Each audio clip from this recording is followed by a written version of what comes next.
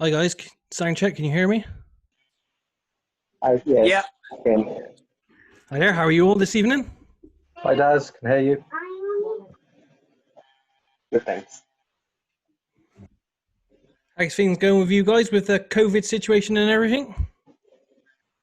Florida's doing absolutely terrible. They closed the bars back down. They're just not getting it, Daz. They're not getting it. Yeah, I did see some stats on Florida today. Didn't they have some? I saw literally a couple hours ago something like 9,000 recorded cases in a day. Yeah, Yesterday. Wow. they're starting to shut things back down again. It's going to take longer. We're opening up here in the UK, and starting from next week, July the 4th, it's like pretty much almost back to normal. And a couple of days ago, we had the hottest days in the UK here for like 40 days, in June, hottest days in June for 40 years. And we saw the pictures of it 2 days ago. Everyone rushed to the beach, place, about 50 miles away from me, called Bournemouth. And tens of thousands of people on the beach. So, like, they were packed in like sardines. And I was like, what are you guys doing? It's just unbelievable. Unbelievable. But yeah, I did hear about Florida and a few other places. Brazil's got it quite bad at the moment. Starting to take off really bad in India as well, and a few other places. So looks like we're going to get some really bad second spikes around the world, if I'm honest. So tonight we got, if I can get the arrangements right, because bearing in mind they're in different parts of the world, we got Edward Riordan joining us, and Dick Allgire as well. Dick's going to be about 15 minutes late because he's at the doctor's, but he's going to get here as soon as he can. Hopefully, if we can get our timings right, they'll both be on. So you can ask them any questions you have and stuff.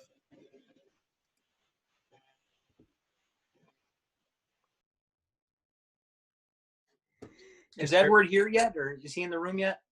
I'm looking down the list. He's not here on the in the list yet. Let me send him a quick email just to make sure, because he's in Texas, I believe.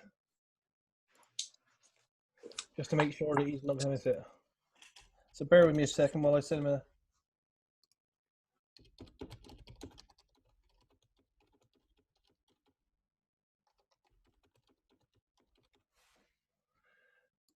So hopefully they'll be along, any minute or whenever they can get here. But yeah, has anyone got anything they want to ask or any questions they want to share or anything they want to share? While I'm still letting people in here a second.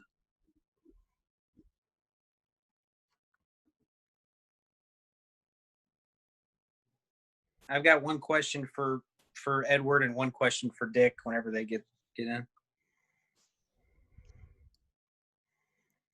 Yeah, not here yet. But yeah, as I said, I know Dick's going to be a little bit late. I don't know so much about Edward at the moment, though.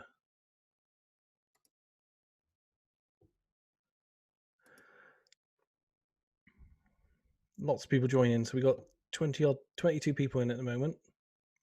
Hi, everyone. How are things going on Patreon, Dad? Everything running smooth? Yeah, I think so. Because we're kind of moved from Patreon now to our own website and engine, because we were worried about what we could say and do on Patreon, because they're like anything, like YouTube and that, like on YouTube a few weeks back, you couldn't say COVID-19 in any videos without them being demonetized and all that kind of stuff. So we were worried that a lot of our stuff was going to get censored. So we moved or we're transitioning from the Patreon system to our own website subscription system.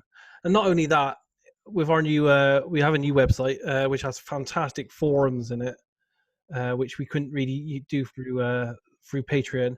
So the new forums has got every video and everything we've done, and it's also got all these forums where people can chat about all different types of subjects, including RV, and they can ask any of the team questions and all kinds of really good interaction. So we're moving to that format right now, which is a lot better than the Patreon one, and probably over time it will save us money as well, because Patreon always takes a cut off the top. But yeah, it's going well. It's going well. We've got lots of subscribers helping us out, because me, Dick, and Edward wouldn't be able to do anything that we do without the Patreon's help supporting us. We now have a team. I don't know how big the team is. because I'm not involved in the management of it, so I literally, I'll open up my emails like I did this week, and I'll find that there's another 2 people that have joined the team, and they're now doing things like social media for us and so on. So it's growing all the time. I think it looks to be around about 12 to 15 people part and full time employed in an RV business at the moment. So I probably think it's I don't know for certain, but I would say it's probably one of the strongest going RV businesses out there at the moment. But yeah, going well. Thanks to the patrons, and if any of you guys are helping us out on that, thank you very much. It all helps. Keeps me from being stacking the shelves, which is where I would be without it. So those of you that are late coming along here, we are expecting Edward Riordan and Dick Allgire. I know Dick's going to be about 15-20 minutes late because he had a doctor's appointment. So we'll see when he's going to get here. I haven't heard from Edward. He did say he tried to make it, so I'm expecting him along at some point as well. And then you can do like you do when we're all here. You can just ask them questions if you want and share stuff with them. Bear with me while I admit some more people here. So for those of you who are new, you can always just shout and ask a question by voice, or if you want, you can use the chat window and ask a question there, and we do our best to try to get round to those. The new website, yes. Someone's just asked for the new website. Let me give you the address for that. I'm loving the new website because it means I can have one-to-one conversations with everyone really easy, and they can ask me any questions they want. So that's the link to it, I believe. Here's Edward, just popping in.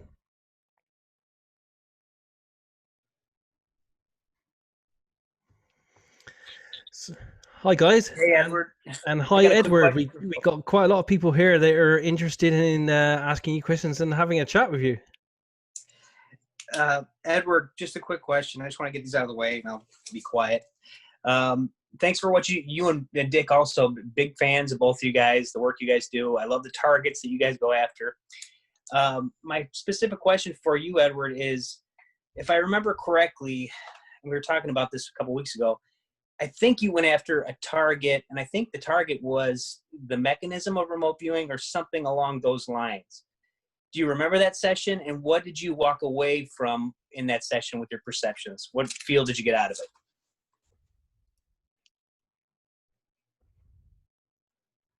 Your mic's not on. You need to unmute, dude. Oh, sorry about that. Sorry guys. I was talking and I was saying things. I thought you could all hear me. You have to be more specific, because I've done probably several hundred probably 150 videos where I'm exploring the process of remote viewing specifically, and the targets are the only purpose of the target was to provide the stimulus for the mental and emotional processes that I wanted to observe more closely. If that's what you're talking about, we can talk about that. If you're talking about, I was tasked, I was given a target. This was about 5 years ago. The target was me, several aspects, including my ability to remote view. That was the tasking. That was very interesting. Is that what you're talking about, or are you talking about the that's it. Sessions? That was it. Okay. What I got out of that session, I think I did 2 sessions on that. Was the I gotta remember it now, because the tasking included physical levels and then non-physical levels of things. So on the physical level, I was on the surface like of a membrane or a skin surface. That was for the physical elements of the tasking. For the non-physical elements of it were communication systems, if I can remember correctly. Otherwise, I'd have to go back and and look at the sessions again. But it was the communication elements. It was like Braille or well, I think I had in there that the target was reminding me of a system that was like Braille. And if you look at Braille, it's a different form of communication system, and it's a communication system that is sending impulse signals through the nervous system, through the skin, and the brain translates it into words and concepts and language patterns that the brain can then understand. And so the target was reminding me of that. So but those are things that I had already explored. So when I found out what the target was, the target made a lot more sense to me, because remote viewing is a communication system. Everything is communication system in some way. Anything that comes in contact with something else is in some form of communication, whether they're atoms or people or pen to paper or whatever. So that's what I remember from that. So otherwise, I'd have to go back and review it. But what did you get out of it? Well, I remember you talking about like you said, the membrane. I remember you describing like a crust type of a thing. But just the way you described it now, it sounds interesting to me, because I have, several of us have our own theories as to what's, like kind of going on. But I think that's pretty fascinating what you came up with. It's very interesting. Yeah. I think, I was just thinking about this earlier today. I was thinking, man, I'd really like to learn sign language, because it's just another form of teaching the brain another communication system. And those types of things will stimulate different parts of the brain, and make new neural pathways of communication. And that helps with remote viewing, I think, because the whole process is obtaining. Well, I'll give you my theory. My theory is that below the threshold of awareness, there are mechanisms that we don't completely understand, or probably don't even have any very small sense of understanding outside some concepts and beliefs and stuff like that. And somehow, somewhere, some way, we're able to obtain these, I call them ranges of time and space, in whatever state they exist in. Because I don't know, and I don't think we know, what state they exist in. If something is in the past, what state is that? We could have ideas and concepts and theories about that, but what state is that? I don't know. But we're able to obtain it, and then in my view, we translate it, we decode it from one language system that it existed in that state back into a state that we can comprehend right now in this point in time and space. And then that makes its way up and through, hopefully, the threshold of awareness, and then we become aware of it and we document it and experience it. That's my theory. That's something that I cling on to. And in all of that is a bunch of I have no ideas and I don't know and maybes and who knows, and we all got theories, and pile that one on with the rest of them. I'm just most of the time happy that it works. But the exploration of it that's my biggest passion. That's the exploration of the process is 1,000 times more interesting than any targets, to me. I love it. I could just do that all, I could just continue. I'll continue doing that kind of exploratory stuff because I love it, man. I appreciate it. We all do. Yeah. We're all glad you're doing that. We can't learn anything, unless you know, people are going after things like this. Yeah, thanks, man. Well, you know, a big part of why I started doing the videos,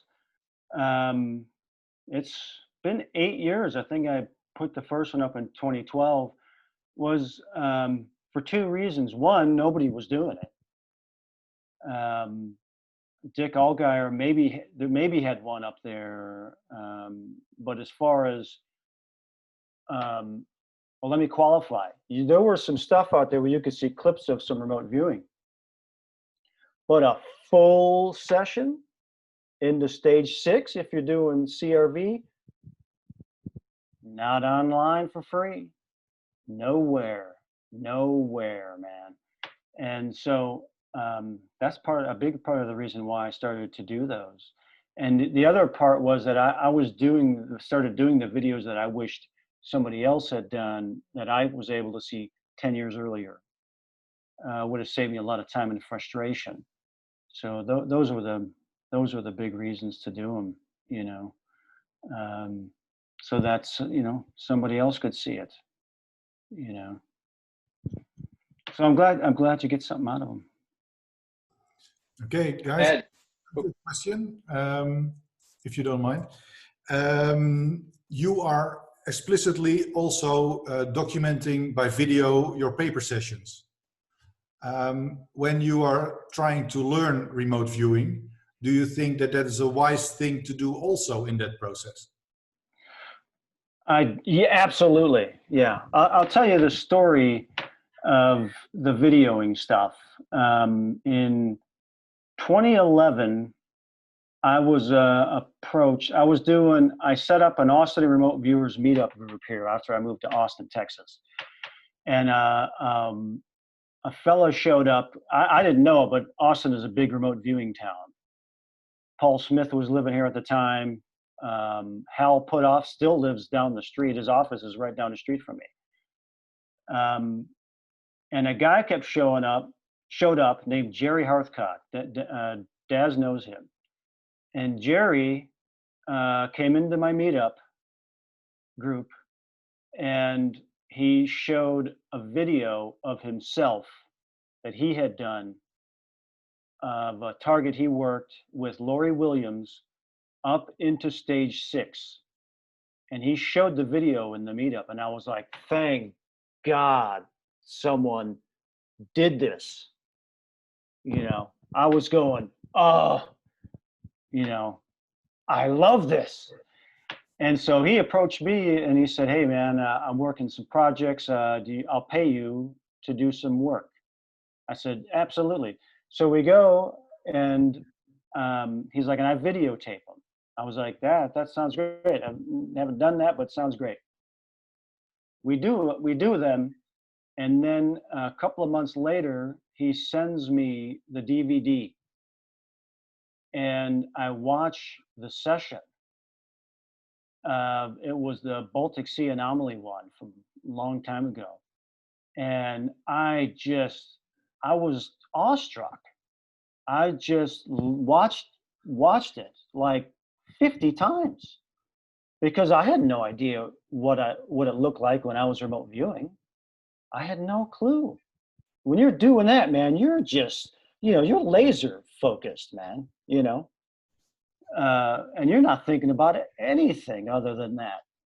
And so I watched it, and I was just like, you know, this is just, I learned so much from that, you know, things that I was doing right, things that I was doing wrong. At that time, I was still doing the TRV, the Ed Danes. I had been doing TRV for like 11 years, and I hated it. I freaking hated it. I have the DVDs, yeah. Yeah. Oh, yeah. I first learned off the VHS ones, you know. And so as I was watching those videos, and I was like, oh, that is just such, you know, it's just, that was it. I said, that's it. I'm switching over to CRV, and I started learning CRV with a couple of people out here in Austin. But watching the video was a main reason why I switched from TRV to CRV, because one, I'm watching myself and I'm seeing where I'm on target and what I'm doing and what my body's doing and all these things. And then I'm looking at myself struggling through this horrible structure. I mean, it's just the worst. It's the worst structure you could possibly come up with for a remote viewer. It's so frustrating. It's like pulling teeth.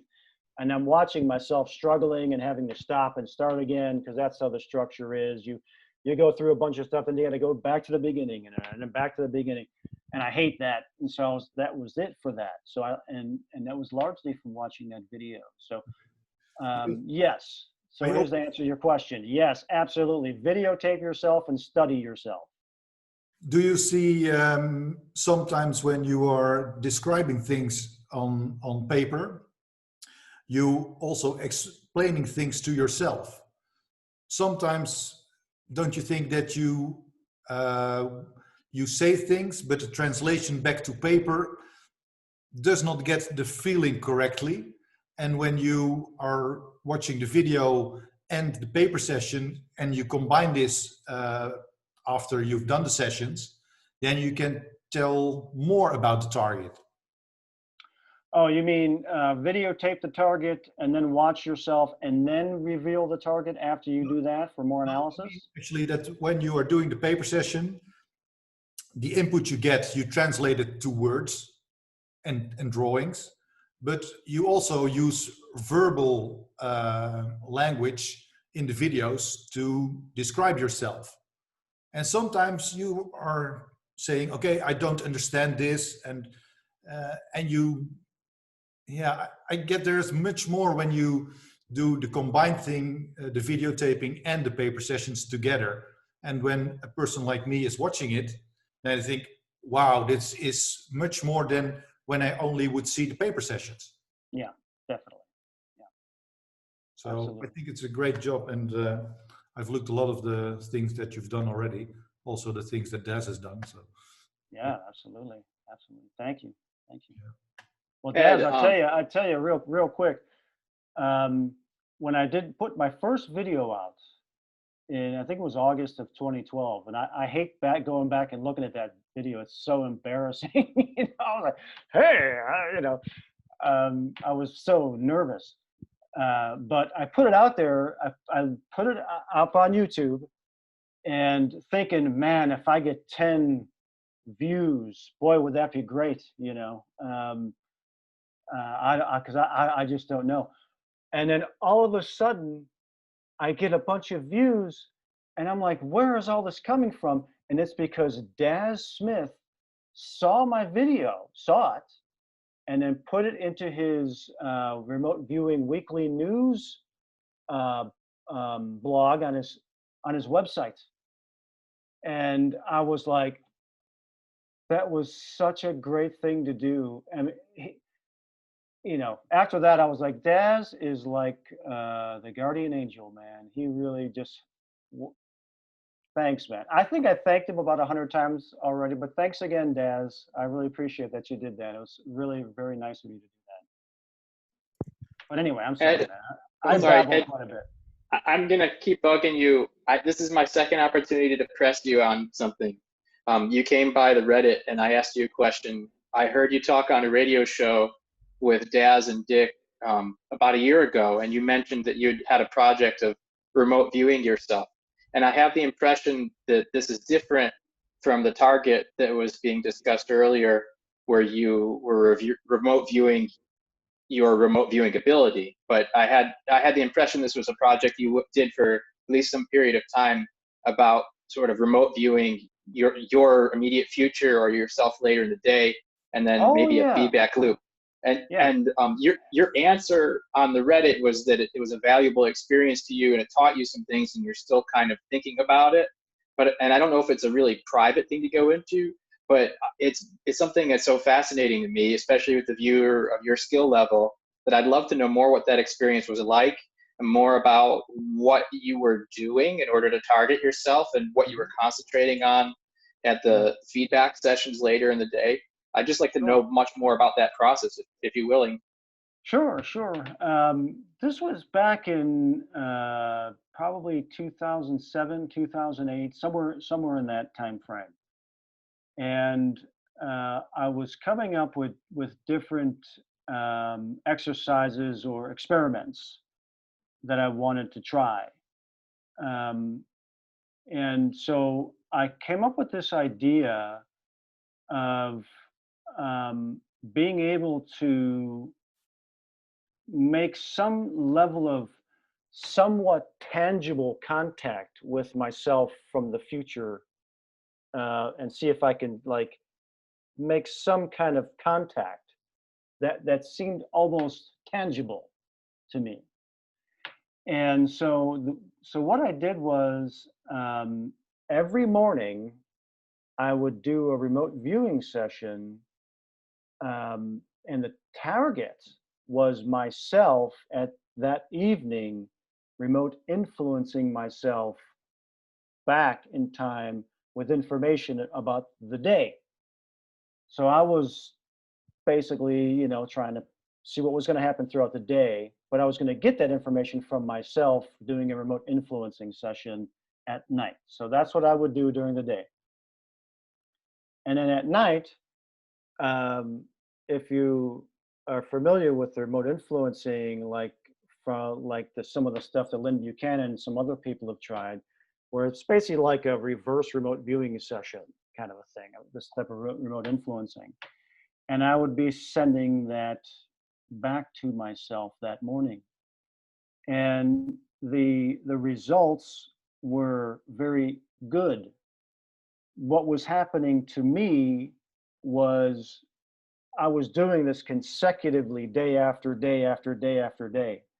And I started to get confused as to what time I was in. I was getting time confused. And I had to go to work and pay my rent, you know, and drive a car, and all of those things. And so at a certain point, I had to stop doing it because I was starting to get confused in my mind. And so that was a good time to stop. So yeah, that kind of stuff. You know, I like to experiment with stuff like that. But yeah, that was a good one. I enjoyed that, and it's just one of those things. At some point, I'll go back into it. You know, it's like cycles. I call them events. You know, some events are short term, and some are long arcing events in time. And that one, yeah, I feel that I got. I stimulated some part of my brain that needed to be stimulated for future events, and I still utilize that. We utilize that every month with crypto viewing. And at some point in the future, if I got to go and exercise some other muscle, I'll get back into that. But they're just freaky, weird exercises. You know, I come up with these weird things all the time to do all this weird stuff, and I love it.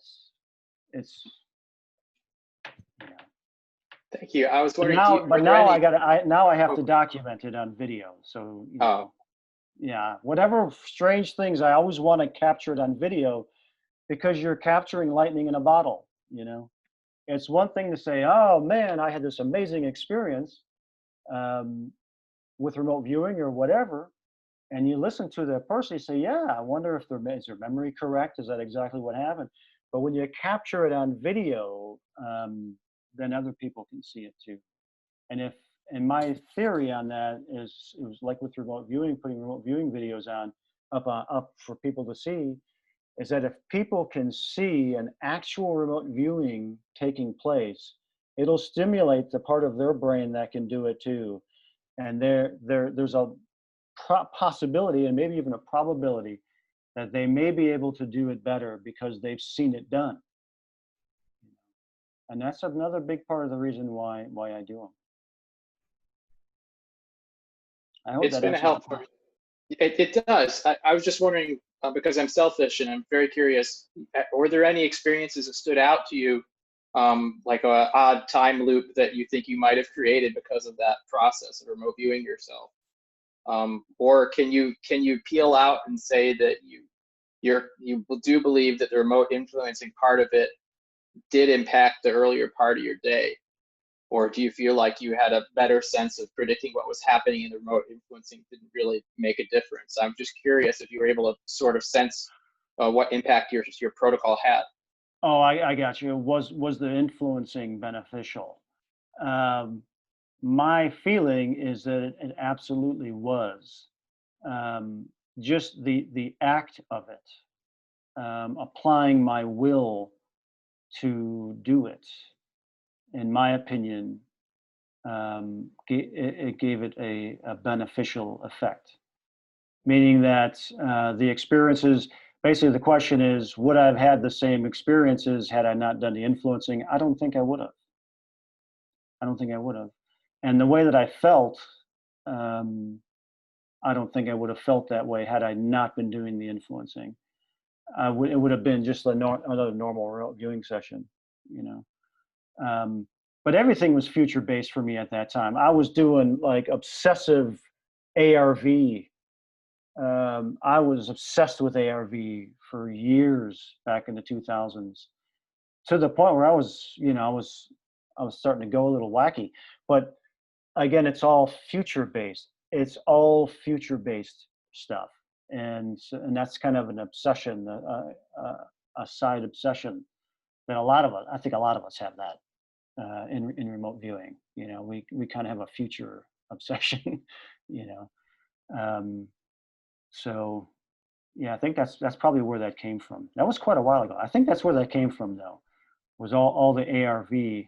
So it was like, because with ARV, you know, it's like it's so tantalizing, and you know, it's like that golden carrot that gets dangled in front of you, you know, and it can, you know, it's like the ring, the Lord of the Rings. You get close to that ring, you start going crazy, you know, and so I think I was doing that to see if it would help with the ARV. And it was a long time ago, man. That was like 13 years ago.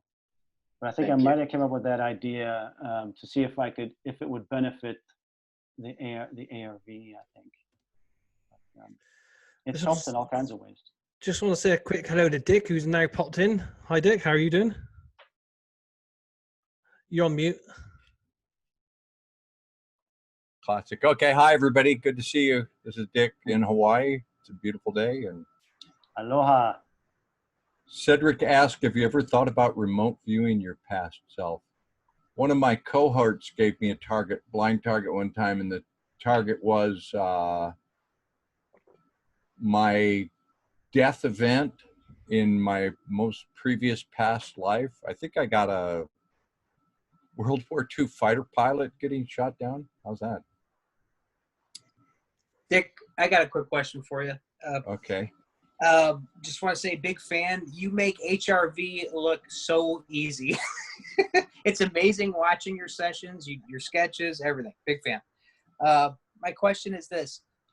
I don't know if you remember I know you do a lot of targets, but the Area 51 target you did for Farsight back in the day, you had drawn a sketch. There was it was like a big hairy guy walking in a hallway.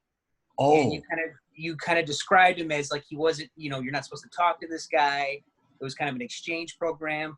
And my question is, did you get the perception that could have been what we would describe as the Sasquatch? And the reason why I ask that is because anyone I know that's ever went after that target always comes away with very strong impressions that this thing is real. Thank you. Okay. My sense of that, and I'm remembering that, and I'll tell you a really interesting inside story if I can get away with. My sense of that was more like a big reptilian. Might have been a Sasquatch. It was just so like, oh, there's this big guy, don't make eye contact with them.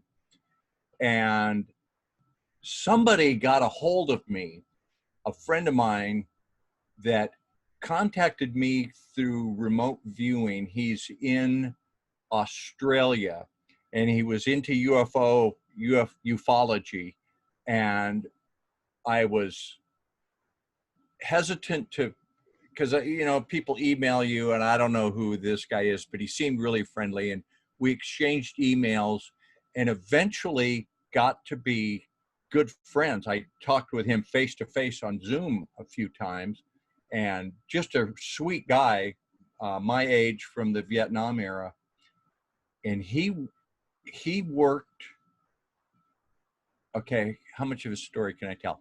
He joined the Navy in Australia, and he thought he was going to be a chef. He thought, I want to learn to cook so I can become a chef, and I'll learn culinary skills on a mass scale and serve the Navy. Well, they tested him and they said, no, you're not going to be a cook.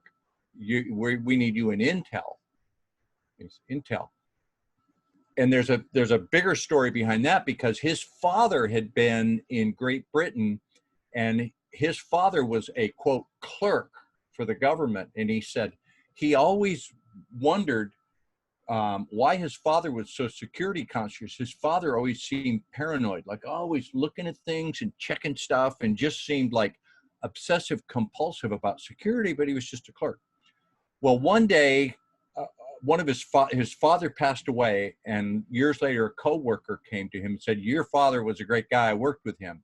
And he goes, oh, yeah. He goes, you know how special your father was? He goes, no, he was a clerk. He said, your father was fluent in Russian.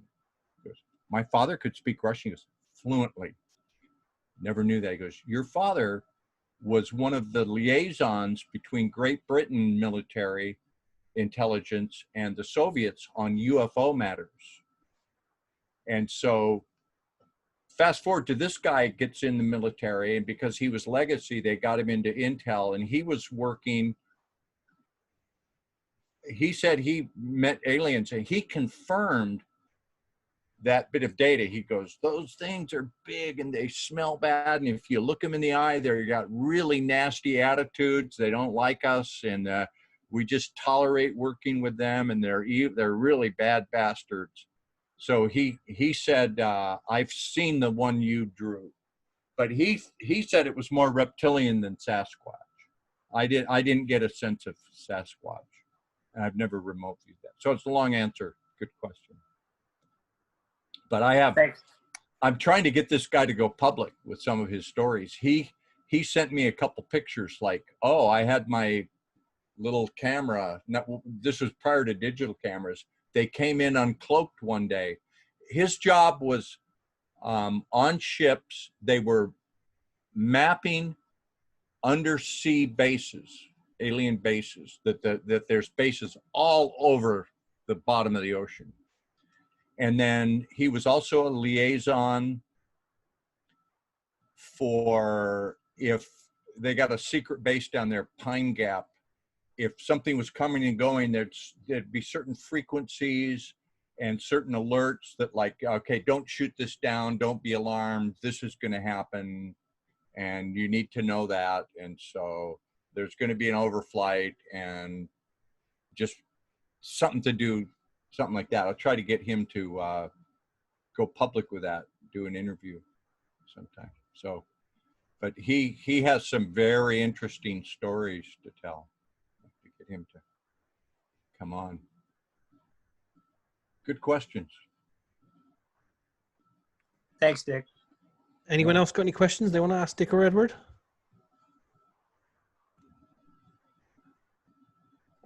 I'll ask Edward. Edward, why do we keep picking up this space energy in our targets? Because things are happening in space. The Schumann resonances. Has anybody checked the Schumann resonance the last week or so? It was off the chart when I was down south. It was really messing with my head. I just looked at spaceweather.com, and something happened on the 23rd, a global magnetic anomaly. So I'll just read real quick here, short paragraphs. Lately, Earth's magnetic field has been quiet, very quiet. The sun is in the pits of minimum. Geomagnetic storms just aren't happening. That's why I was so surprised on June 23rd when my instruments picked up a magnetic anomaly, reports Stuart Green, who operates for more than 30 minutes. The local magnetic field oscillated like a sine wave. That was on the 23rd. There's stuff going on. I think we're going through a part of the galaxy that we're picking up on some new particles that we aren't not used to. Plus, for all of you listening, remote viewing is inherently destabilizing. You all know that, and you need to talk with, like Edward and Daz and I, we're all barking mad. We're crazy, bad shit. But we're able to maintain, and we do that by having weekly discussions like this and keeping each other sane. But if you do the regular work like we're doing, it has an effect on you. It is, you know, I know all the top military guys, they had full-time psychologists looking after them. So. Oh yeah, they need them. Yeah. We need them. There's a question on the boards for Edward. It says, when do you see the event horizon happening that you mentioned in one of your videos, and can you share anything else about this? Well, that's a tricky one. I'll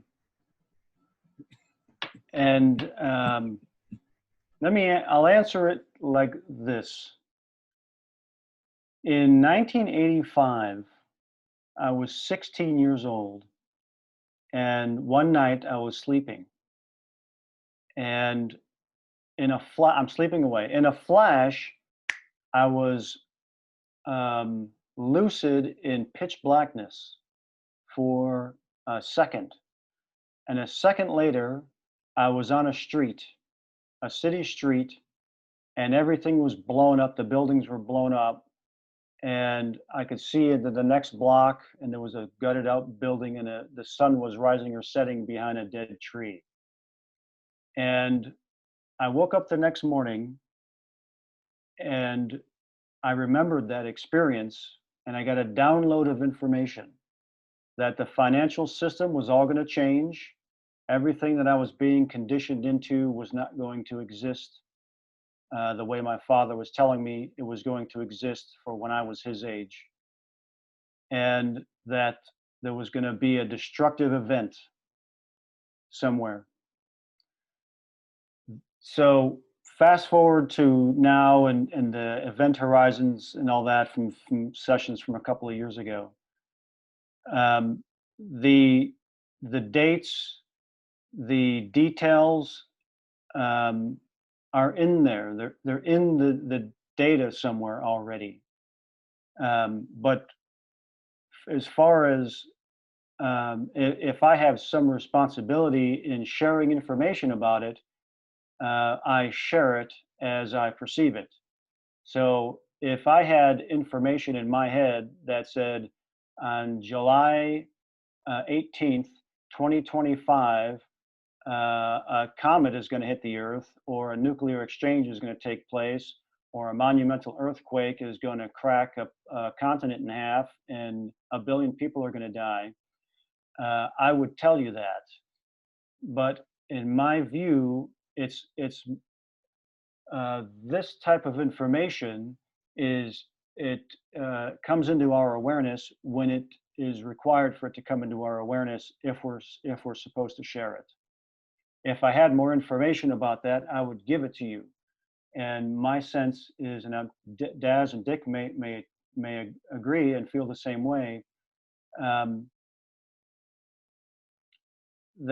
the information is we're kind of picked to share some information, and we share it when it's given to us, when we perceive it.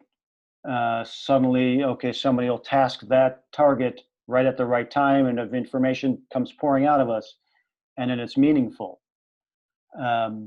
So do I still feel from 1985 that a shit hitting the fan scenario, destructive thing is looming on the horizon? I do. Do I know when that's going to happen? I don't really need to know. because if I did know, I would probably screw up all the remote viewing that I need to do. You know what I'm saying? You can't know everything. If you knew everything, you wouldn't do all the shit you need to do. It's all lined up, you know? Everything's a series of coordinated events. And so if I had all the information, I wouldn't do all these things. And those things need to get done. And so I share it as I perceive it. I don't have a date, and I don't have any additional information that I've already provided to now. I have a question for Dick. Hi, Dick. Russell Pickering. But before I do that, you know, Edward, what you just said, with that wave of you guys being tasked and quote unquote missing the target, but yet all having the same data, it's almost like being out there as a receiver, the universe said, okay, there's 3, 4, 5 people that can hear. I'm going to put this on them regardless of their tasking. Does that have any semblance of truth to you? Okay, I'll give you an anecdotal. This is a true story. I was training with HRVG in September of 2001, and we would get together every Monday evening and have a lecture and then be given a blind target. They'd put a target envelope on a table or a whiteboard in front of the room. Person would leave the room, and 12 of us or 11 of us would work the target. So it's September 10th, and we all work the target and turn our data in, and the instructor comes back in and says, okay, what did you get? And we look, and he opens the envelope, and the target was Timothy Leary in a flotation tank. And I think maybe one person got a man in water or something, but we pretty much all missed that target. And we were like, I remember, well, I don't really remember it because it was,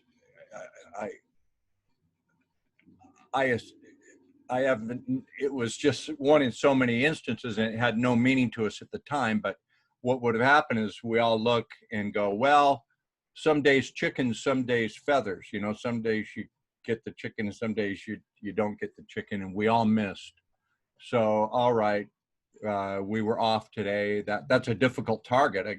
Timothy Leary in a flotation tank, you know, a man in a box full of water is, it's an interesting gestalt. So we go home. And about a month later, the person who filed all our stuff, we kept all of our work in filing cabinets, and we would catalog the targets. And it was like a couple months later, and she was going, oh, we worked this target on September 10th. What did we get? And she looked, it was Timothy Leary in a float tank. And I had drawn a plane hitting a building, and other people drew buildings with smoke. I mean, we had people screaming and dust and cloud. We had 9/11 totally throughout the sessions, hours, just the eve of it happening, you know, like 12 hours before the event started unfolding. So that was something where it was such a big event.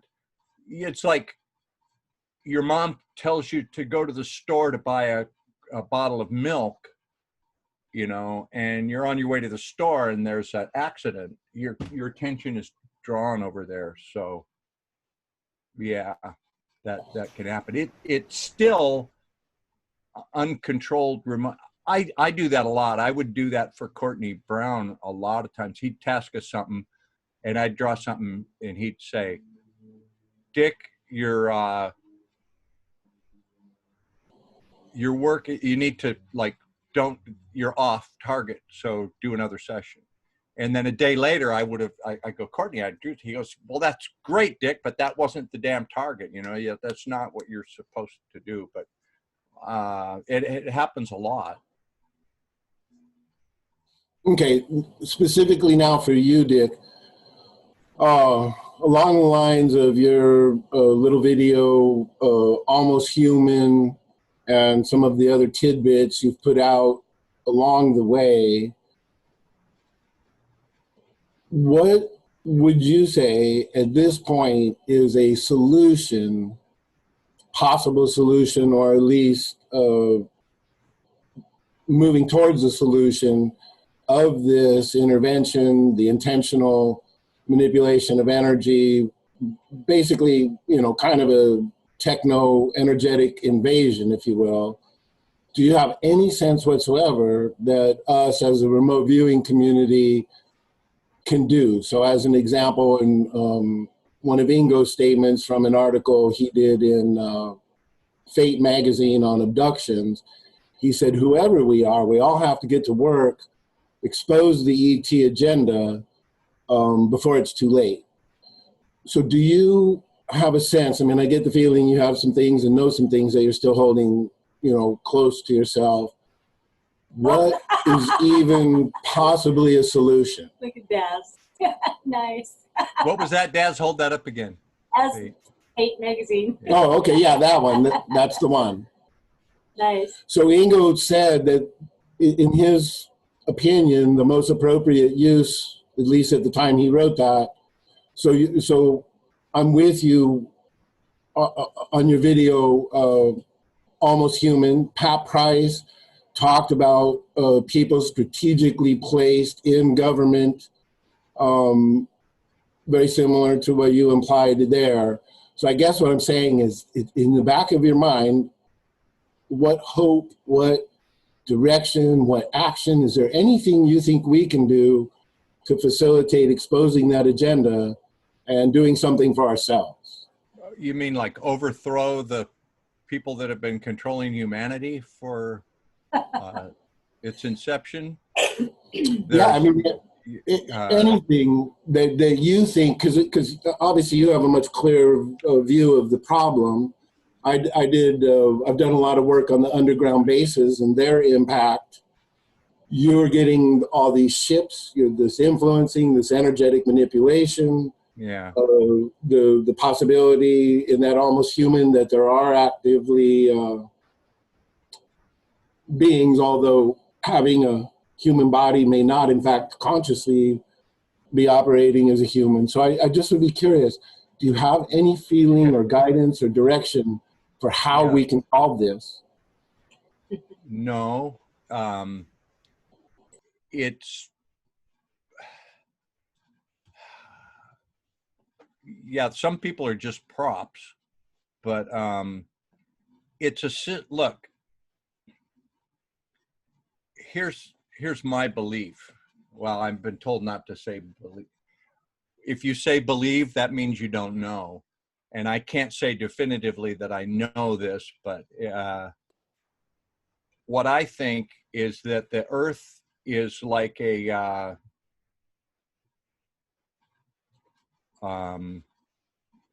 what's the word I want? It's like a biosphere that was just made as an experiment, and we were put here with, you know, somebody manipulated DNA and seeded it, put us here, and has been watching the whole time. It's just like you would have an aquarium, something, and sometimes they need to clean out the aquarium and bring in new, you know, just clean the whole thing out and start it over again. There've been like 6 different civilizations on Earth. That's what I've been told. And we've remote viewed, Daz and I have remote viewed some of them. And we all have, you know, if you remote view the pyramids and Atlantis and all that kind of stuff. So the control mechanism is so firmly in place, you wouldn't know who to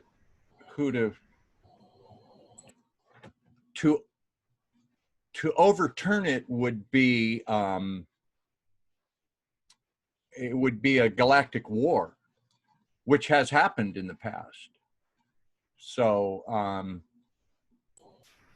it's just so complicated. I don't think you can fight it or change it. I think what you need to do is learn as much as you can about it and then just function within the system, you know, have friends and have a successful life and love your family, and just realize that this system is in place, and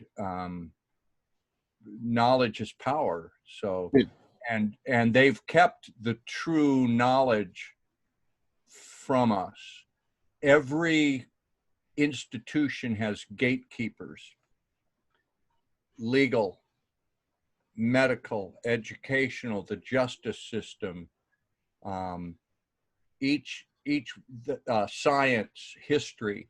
We're not told the truth about any of that. Okay, if we've all, I assume everybody in this group has had a moment when you have been able to obtain data across space and time that you could not have had any access to other than by remote viewing, which means it wasn't you didn't guess, you didn't have a coincidence, you had a moment where you're here, your conscious awareness was displaced over there, and you brought back valid data.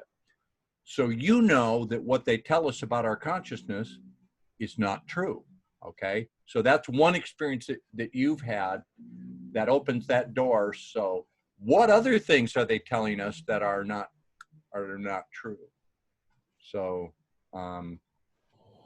along the lines of what you said about the fish tank, in one of Paul Smith's classes, we had opportunity to do a Skype with Hal Puthoff, and we brought up some questioning about the TTSA or their protocol for disclosure, and Hal, with a very somber look on his face and tone in his voice, said, as a conclusion, it appears that we are in somebody else's zoo. yeah, So there's exactly. correspondence there.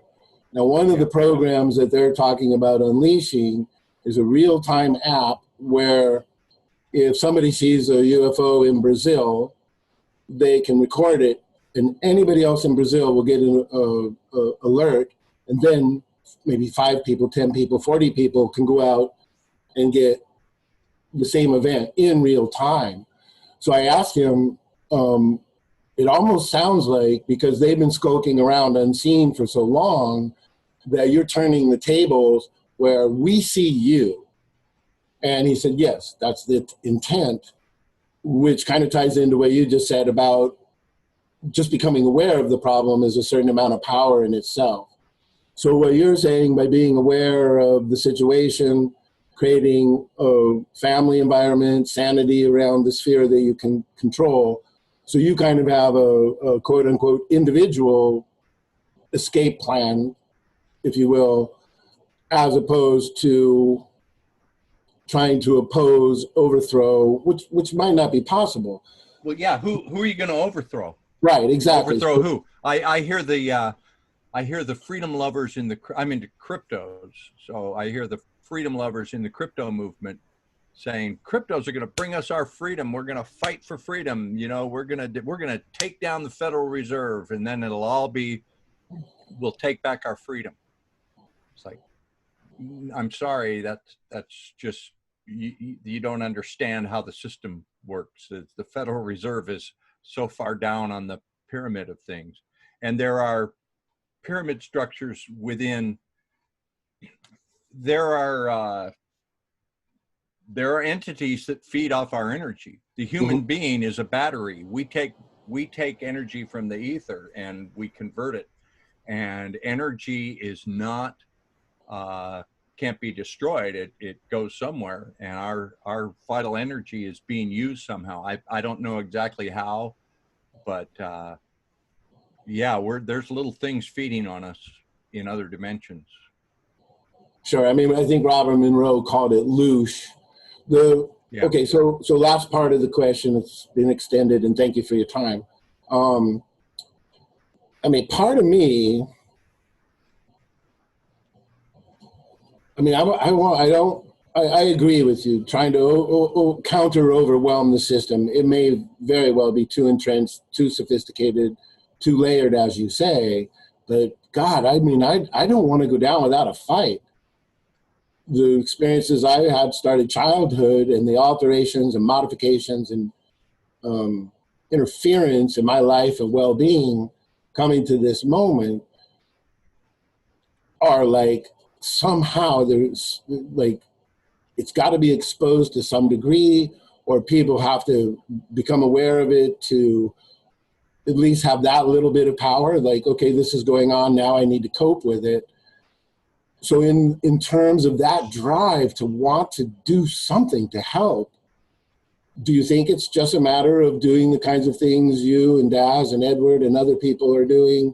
Courtney is doing some disclosure, TTSA. Now senators are saying we need this. They've approved the UAP program for 2021. Do you just think it's a matter of just steadily and progressively making it known?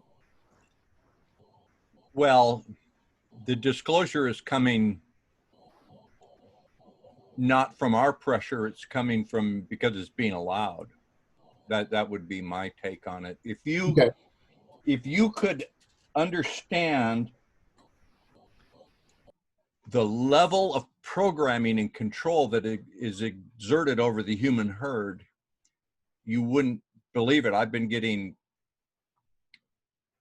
lectures and classes in that for 3 years, for hundreds and hundreds of hours, going back into history, and just the level of, I mean, are you talking about you want to expose the human chain of command, or you want to expose the reality of ETs, or you want to expose the fact that ETs created us and put us in this zoo and are we're their property? I mean, yeah, and I don't know. I mean, I don't have. I mean, I can, Russell, I can say that to. I just made 3 statements that you will go, probably, you know, that could be. Most people, if I go up to them on the street and say that all of humanity has been ruled by royal noble families of a certain bloodline since history, and they have orders and secret societies that are entwined in every institution on earth, and that the whole thing was set up by some ET races as maybe an experiment. You know, if you go to the normal person on the street, they really will think you're crazy. I mean, you can't even start to have a conversation with most people about that. Right. The reason you and I can have this conversation is you saw the potential of remote viewing and took the time and effort. You paid the price, you paid the admission fee by studying and learning this and doing it on yourself, so that, okay, you know, I don't have to demonstrate remote viewing to you. You've demonstrated it to yourself. So, okay, you have that foundation. So it's, but how many people can you talk to about remote viewing, you know, and in your day-to-day life, in your, you know? So yeah, I get, so the part that, like, what do you want to do? Attack this, attack that. Okay. So this is the broad sweeping and overly idealist. I just want to see human beings regain their freedom. I want to see people become free. So I don't know what the process or the stage is. So as an aside, so you know a little bit about what I understand on the topic, I work and have for years with people, helping them recall unpleasant experiences involving these types of entities, beings, what have you. So I've seen a lot of firsthand in, you know, thousands of hours of sessions, what comes out. Some of it could be considered as from a prior biography and what they've experienced out there in terms of brutal harassment, impingement on their mental space, et cetera, et cetera. So I guess all I'm saying is I want to see people go free. I have no damn idea what the proper protocol. So I just wondered, have you developed a sense? And I agree with you. It's got to start at home. You got to have a sane environment, some loving people, pursue your education, increase your perception. I just wondered if you had a broader sense of what the hell we can do, because I mean, I'm not going to go down without a fight, and that might be stupid, but I'm going to do it.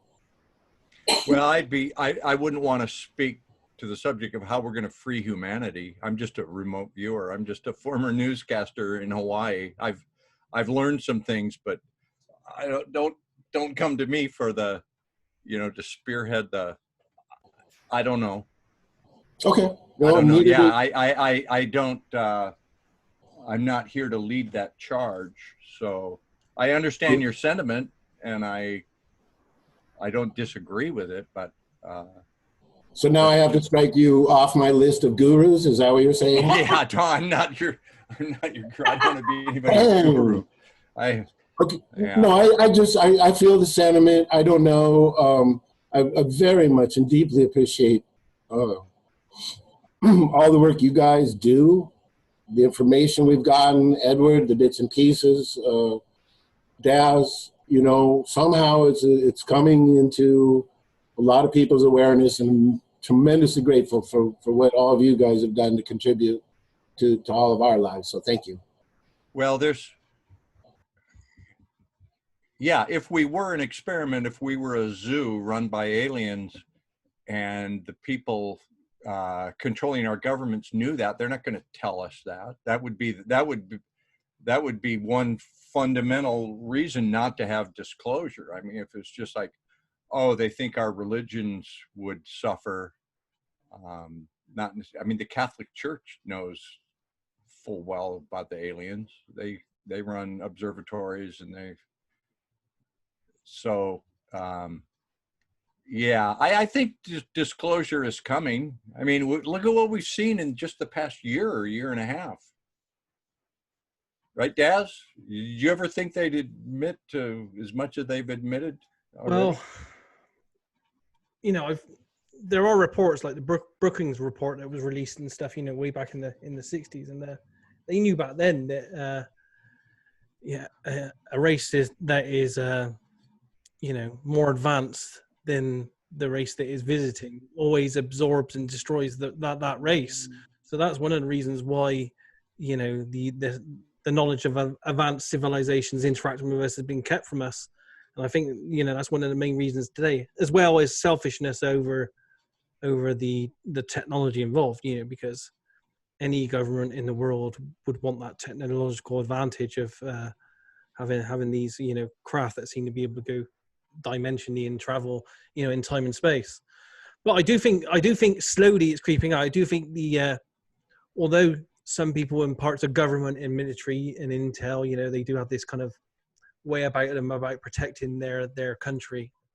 I do believe that over time, some of these people are getting a bit of a conscience, and they are leaking, and helping getting the information out. But I've been looking at this pretty much all my life, so I've been studying it. We know UFOs have been around since the dawn of man, but the modern era from 47 onwards, 47 to where we are today, that's a lot of years. And the progression of this information getting out, it's been painfully slow. It's only really been the last 20 years that we've seen a deluge of this information. And maybe that's because we got the technology now, with social media, with Zoom like this, with the internet. Although it's controlled, it does allow us a certain amount of freedom in passing information really, really fast. So I think that technology has helped. And, as you guys know, I've interacted with TTSA, I've done some work for them and stuff, and spoken to Tom DeLonge on a couple of times. I do think that they have got some really good connections, and we know how Putoff, funded and headed the remote viewing program. He's now looking at 0 Point Energy. For his entire career, if you look at it underneath the hood, he's looked at the UFO situation. Was part of the Pentagon UFO working group, allegedly in the alleged Avery, the secret kind of intel spy kind of cohort there. It's happening. It's slow. There's lots of disinformation in there as well, so everything you look at, you've got to understand that out of 10 bits of information, 7 of those are going to be false and disinformation. Only 3 will probably be real. But I do think it's coming, and I think it's probably coming in our lifetime.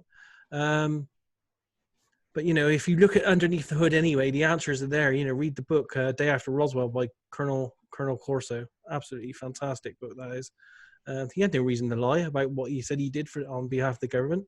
And that's why we have all this technology today. That's why we have the internet right now that we're talking on, because of the technology that they furnished from the Roswell crash. So I believe it's coming. But I also believe if you look at what happens, like when we had the Admiral released the papers not long ago, you know, you had one camp of government that come out and said that they were probably real, and you have another camp of government comes out and says they're not. And the same with the Tic Tac UFO videos as well. We all knew they were official videos. They were released with official kind of documentation and credentials from the guys that released them.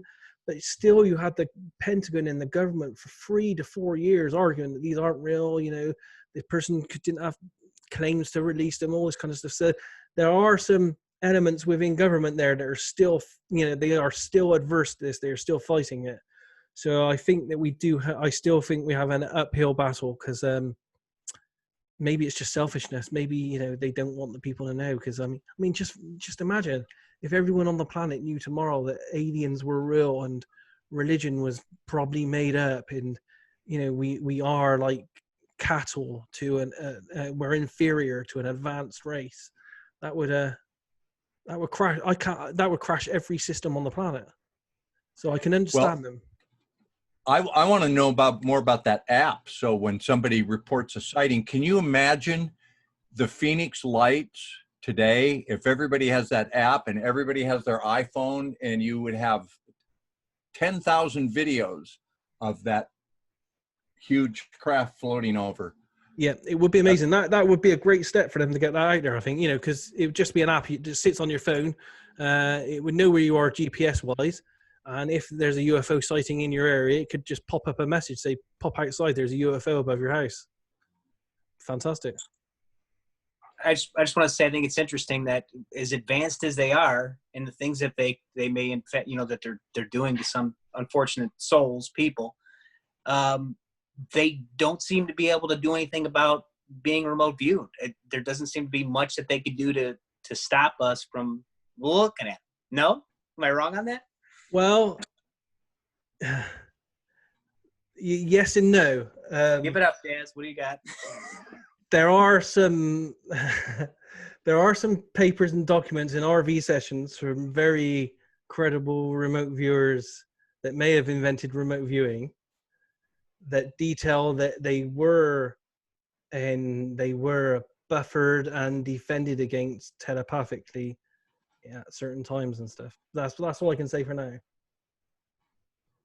Which, you know, there's no feedback on that, but when it's probably some of the best and best known remote viewers in the world that have done it, to me that adds some credibility to what they encountered. And it does seem to be that there are some, if the papers are real, advanced. And I think from the descriptions, it's artificially enhanced life forms that do have the capabilities to stop or hinder psychic intrusions. Would be the best way to put it. That was like you're saying. Oh, I'm sorry, Dick. Go ahead. You want to hear a good remote viewing story? Okay, I'll give you a good. Here's one of the takeaways from my 20 years of. I was trained by a guy that was in U.S. military and special forces intelligence, and he always tried to keep remote viewing separate from the UFO. He said, "Sure, I accept that there could be UFOs, but I don't think remote viewing should get joined at the hip with ufology, because remote viewing is a natural communication skill. I want it to stand on its own. I want it to break away from ufology." So he was never big on giving us UFO targets, but would always kind of, when we would task them to ourselves, kind of, you know, oh, you know, you guys. So one night we're working a blind target and I'm in class and I see this structure, and like there is fencing around it and there is electronic, you know, like satellite communications, burst technology, radio, you know, it's a really secure place with a lot of communication stuff, and it's on a coastline. It's near water, but this place is really secure. And then I'm I think I saw a guy at a console doing something, and I go, okay, this is an interesting place. It's a facility, and it's real secure, and it's like concrete. They do a lot of radio and satellite telecommunications, something to do with communications. And then I look, and I see the curve of Earth from space, and then I'm in a thing where I'm seeing a screen with the curve of Earth. And goddamn if there isn't an alien there. And I go, okay, I'm going to look at this life form. So as I'm looking, and I see this bug-eyed alien, and it was just like instantly like, what are you doing here? This is not your business. Like I probe, he's thinking, that's clever of you to get here, but this is not your business. Now go away. And so I actually wrote that down and drew it. And so I turn in the session and I go, fuck, I got fucking alien shit, you know, and I know Glenn wouldn't give us this. So I turn it in, and the target was, who was the guy that wrote Above Black? Dan Sherman, the guy that said the Air Force trained him to communicate telepathically with ETs. You know this one, Daz. Dan Sherman, Above Black. And we had been tasked this, and at the end of the class, the instructor said, see, I give you guys interesting targets once in a while. So I've been listening to Art Bell one night, and the author of this book is on explaining how he communicated telepathically with aliens. And Art Bell goes, okay, we're going to go west of the Rockies. Hello, west of the Rockies. And I hear my teacher saying, yeah, just a question for you. When you were with the NSA, how did you handle the traffic? What channel was that put through? And asked, and Dan Sherman answers him. And Art Bell says to the caller, it sounds like you were in the business, you know, the way you're using the terminology here. And Glenn says, yeah, 22 years. But so he and Dan Sherman had this little. So my teacher, who always dismissed UFO stuff and always never really, kind of had us shy away from it, gave us this target. And then when Dan Sherman was on Art Bell, he called in and asked him questions about it. So anyway, that's a long story, but I did have what I felt was pretty good contact. And the ET just said, like, shoot, get like, oh, what are you doing here? That's interesting. You have this skill. But this is not your business. Go. And I'm off target. I've had that happen a couple times. Hey guys, I have a question about remote viewing. You always see things in the past, present, or future. But is it also possible to task for a solution? Because somewhere there's a problem and the solution is out there. But can you, for example, in physics or in chemistry, can you do this? Well, it depends on how smart you are, I guess. Where are you from? Who are you? Hi, I'm Ari Brentwijk from okay. Where are you from? The Netherlands, Dutch. Netherlands. Oh, good. Okay. I've trying to place your accent. It was like, oh, good. Can do better. I don't know. Edward Riordan, can you solve? You get pretty detailed shit sometimes when you go into the deep dive. You remote viewed C60 and came up with a pretty good session on that. Well, I tell you, that was one of the things that Jerry Hearthcock was really into, was to use remote viewing to try to perceive future technologies that could then be patented.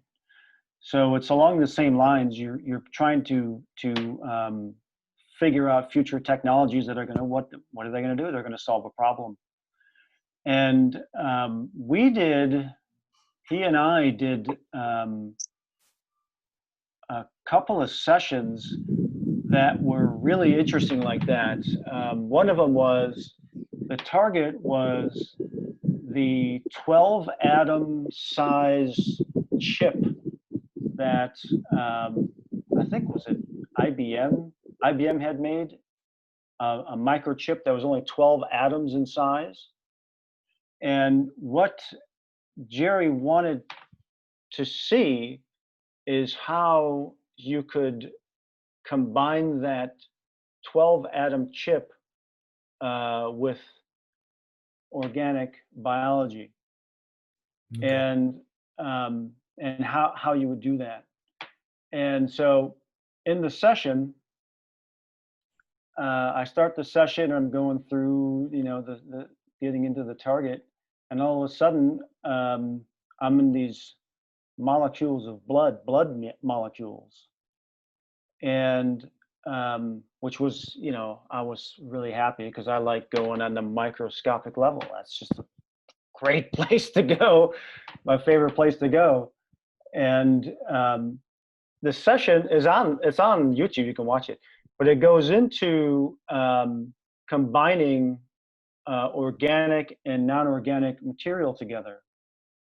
I don't understand any of it, but if somebody figures it out, maybe they could go and look at that and say, yeah, that was the solution there. Yeah, but that's already very specific, eh? Or not specific, it's very broad. If you have a tasker do things very specific on very low-level things, then you can, with the answers, you may build a theory about something from a completely different angle. Yeah. I think to answer your question, it would be best to I think RV can help in those kind of, physics or chemistry or technology questions. I just don't think it would be worthwhile tasking it to an ad hoc RV team. I think if you have a specialized question, it would be best to compile, for example, if your question was related to physics or chemistry, it would be best to kind of compile a team of people that have been trained in remote viewing, but also chemistry and physics, because then they'd be a lot more easier to understand and describe your technology. Whereas, if when it comes to me to try to describe like the technology, like when we do the cryptos, and I try to look at the products and the technology, it's very hard for me to describe the technology of how a blockchain would work, because I have no understanding of how that works. So my descriptions of that are kind of like a little bit simplistic. So yeah, I think you'd need to especially adapt and find a team of remote viewers to each field. I don't know, because just the simplistic approach to things can be the solution. It could do. I just think, you'd need at least one or two people on the team that would kind of know the industry you were looking at, or it would help if they didn't know the industry. But and I said this many times, my ideal team for any scenario would be a team that would involve an artist, an architect, a scientist, a nurse or doctor, and you get all those people combined, and then I don't think there's any kind of target that you couldn't do, and you have at least one of the team members that would have it as a specialty and be able to hone in on it with their life experiences. Okay, so the idea that we have a problem somewhere out there in the future or whatever, there is a solution, bring it back to now, that could be done with RV. Yes, then I think that could be done. Yeah. It also comes to a question of tasking. How do you task it? You need an elegant tasking. Yes. And you need good analysts as well. Yeah. Because you could get the answer and you don't understand what the answer is. Because the answer might not be, well, you got to, take this and combine that, and then this will equal that, and there it is. It's probably not going to come out like that. It'll come out in a way that you might have to translate. Yeah, you drew the coronavirus. Was it like last October, September? I have no idea. And described it perfectly, and we had a debrief where, and then I saw this little thing that's a microscope, it's like a organic, and we just dismissed it. We just went, oh, okay. Yeah, next. I was like, I was off. Sorry, guys. Yeah.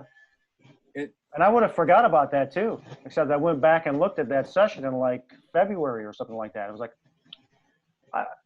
because we were like, that's a, missed it. We should go find that debrief where you presented that and we all reacted to it And we probably all were just sitting there like, oh God, what's Edward, you know, okay, what give us the good target data. And that was like Right.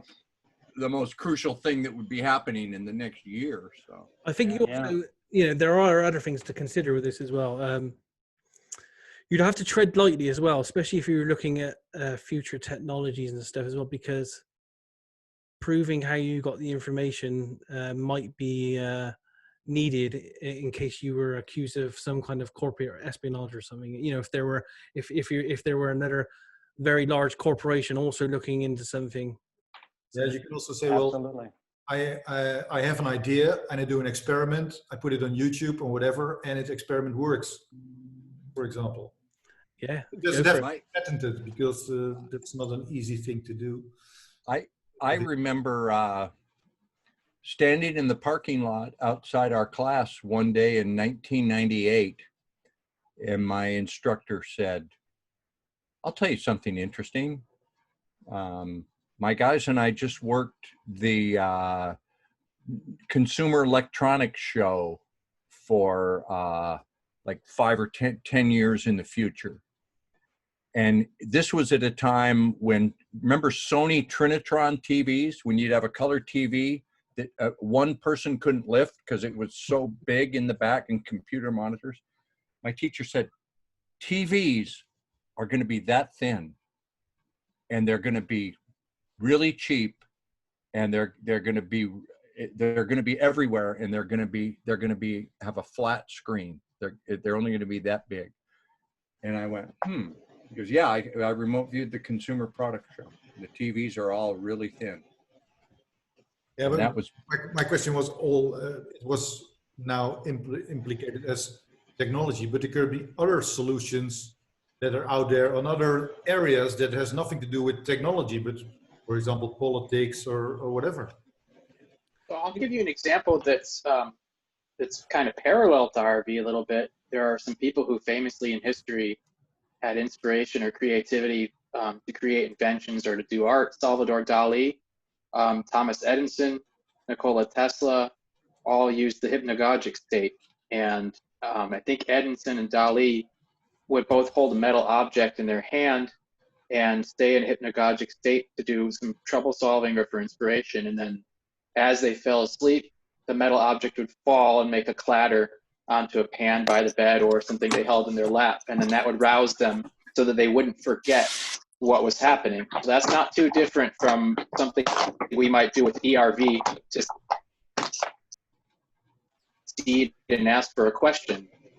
Also, there's the discoverer, I believe, of the benzene ring was trying to figure out what benzene was, this chemical, and how it was arranged. He went to sleep and had a dream of an Ouroboros, the snake eating its tail. And then he woke up with that image in his head, and based on his scientific knowledge, was able to put that together and say, that's it. It's a ring structure. That's what that was trying to tell me. And so I think what Daz was saying is you'd want to have people who had the expertise that might understand the symbology or whatever comes back, because rarely is RV data 100% literal, as if you're reading through a science book. So if you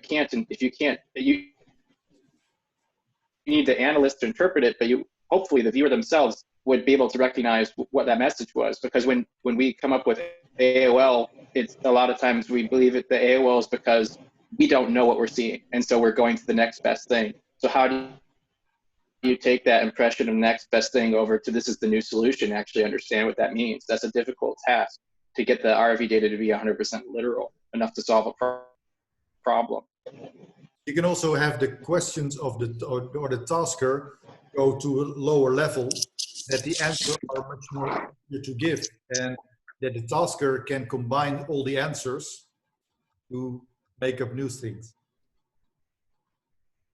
I think I have a question. If you get to the lowest level, I was just to finish that thought, the lowest level is like a binary choice of yes, no, and even the best remote viewer at ARV is not getting a yes, no question 100% of the time. And so you could try to break things down really small, and you can convince yourself that you've come to the right answer because you're getting agreement. But how do you know unless you go and then try it, right? So your answer would be to test it afterwards. But if you don't want to test the political system necessarily or something like that. You tested already. Hi, Dick. I'm Pete Hi. from Singapore. Nice to see you. Yeah, and first of all, I'd like to thank you for that. Remember that October 17, you drew that a few people, they were like holding their faces and, catastrophic financial crash. Yeah. So, yeah, I made lots of money off that. Oh. Yeah. So big thanks to everyone. I don't give financial advice. I'm not a guru, but yeah. Okay. You don't, but yeah, I've been buying options on that for the 6 months. I cashed in my 401k. I got it all out of the stock market. So right at the time before it crashed. First question: the theta wave generator. You've got the specific MP3 file that I could have, or we could have. You could share it around. Oh, to listen to put you in a theta tone? Yes. Yes, I do. I'll email it to you right now. Hang on. How can I share a file, Daz, on Zoom? This is, you might not like this one, but I've used it for 20 years, and I think Prudence Calabrese turned me on to this one. It's called Atlantean Sounds. Let me find it. I think you can do it in the chat window. At the bottom there's got a file button. Okay, let me find this MP3 file. This is what I've used for years, man. This I have so entrained myself to every I've done so many hundreds of remote viewing sessions with these sounds in my ears that when I hear that, I go right there. So let me find Atlantean Sounds. Atlantean. While doing that, I'll just carry on with some other questions for everybody. Okay, let me put this on my desktop. Okay, so Daz, how do I? Okay, go ahead and keep talking while I do this. It says, in the group chat window at the bottom, or I see in the bottom anyway, it says to everyone. Then it's got a little file by the side of it, so it looks like you can add files. Okay, to send chat to everyone. Okay, file, attach. We might have to do this with Dropbox, or let me try it from Google Drive. Okay, I'm going to try it from my computer. Okay, I'll just have a look at some of the other questions while you're doing that. I saw one earlier, but it was a question to you again, Dick. It was someone said, if this is from Grin Spigot, if we wanted to learn HRVG method of RV, is that possible for people to do outside of Hawaii? Yeah, there's a woman named Sita Siri who was the online instructor for HRVG, and she teaches an online course. I have kind of a private video. I might do some classes here. I don't really have time right now. I kind of, there's a lady that did a reading for us that I would say contact Sita Siri. So email Daz and I'll have Daz send me the stuff. Yeah, I can. Anyone wants to learn it, if they email us, we can forward them to Sita. Do you all see a thing called Atlantean Sounds MP3? Yeah. That's in the chat window, everyone. Yeah, that was a CD that I bought 20 years ago. I can't find it online. I don't know if there's a copyright restriction. I may be violating something, but I made that off of a CD. It starts with kind of like an organ sound, and then like rushing water, and then a heartbeat, and then there's some. At one point, about 10-15 minutes in, it's this really annoying buzzing sound, this, and I just remember having this annoying buzzing sound in the back of my consciousness while I'm somewhere else seeing something. It really puts me out. It may not work for you. You may just find it an annoying noise, but it's got a theta tone embedded in it that puts you in theta. And Edward, we need to do this again. Didn't I give you a couple targets where I gave you that soundtrack with my voice monitoring you a couple times? Yep. Yeah. I have that Atlantean sound one too, and I use that when I'm on the massage table. Puts me out.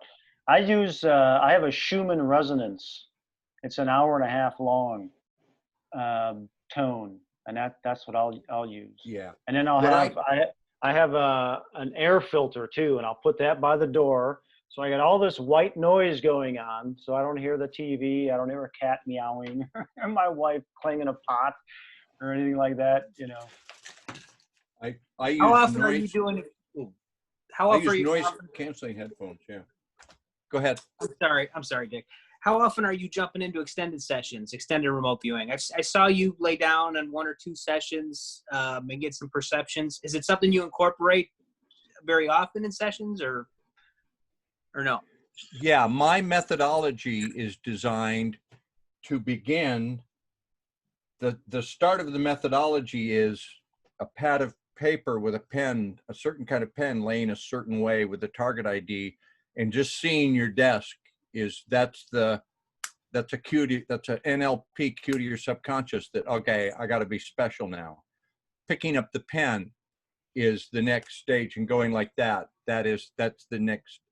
And once you pick up your pen and do that, every motion of your eyes, every motion of your pen, every activity is structured for the next 45 to 50 minutes. So you write the word ideogram, you slide over, you write page 1 : below that you write your name, and you draw a line edge to edge.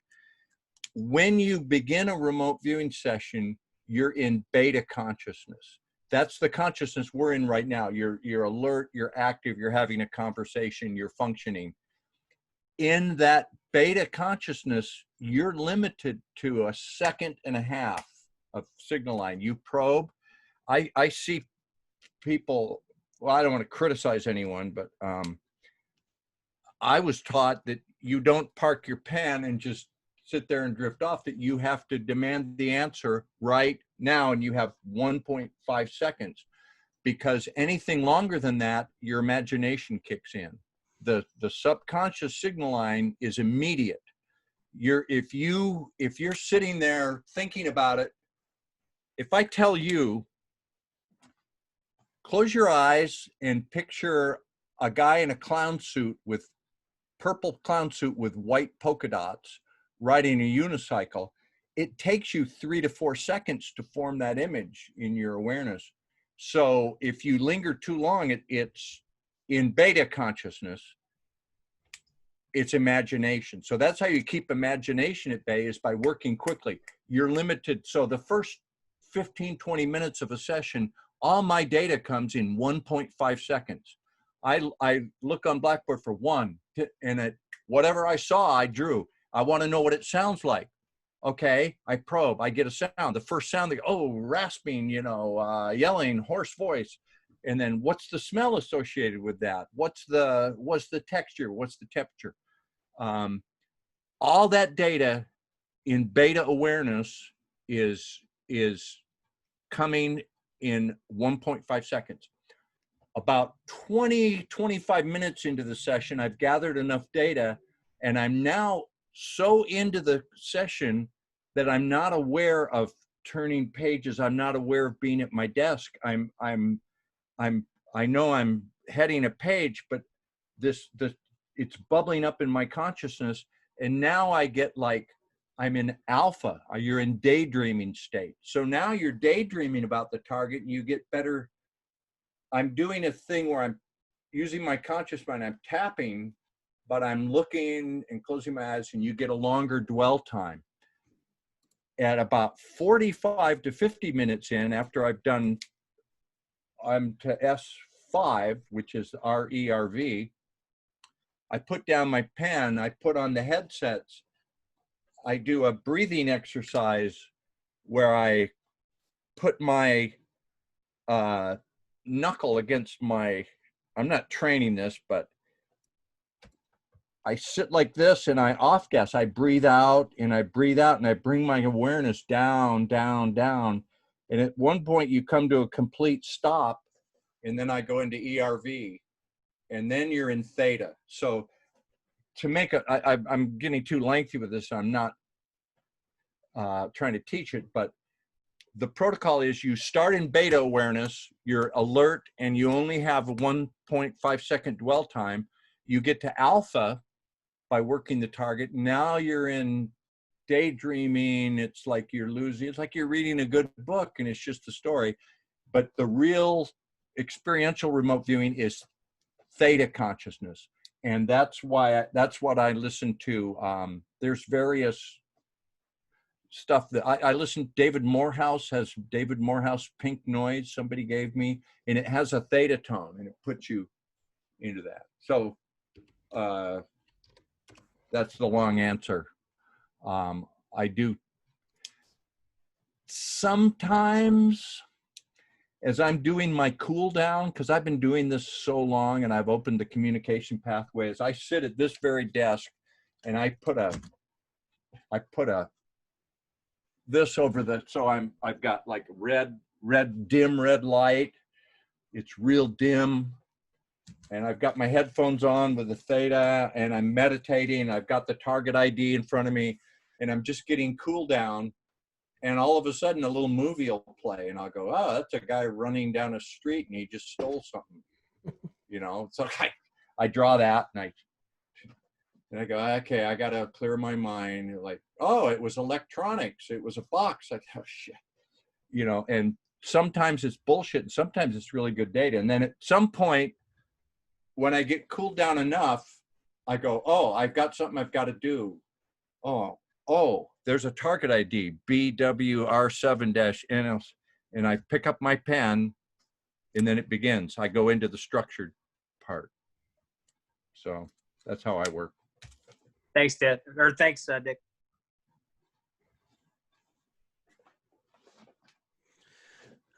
Any more questions anyone's got for Edward or Dick?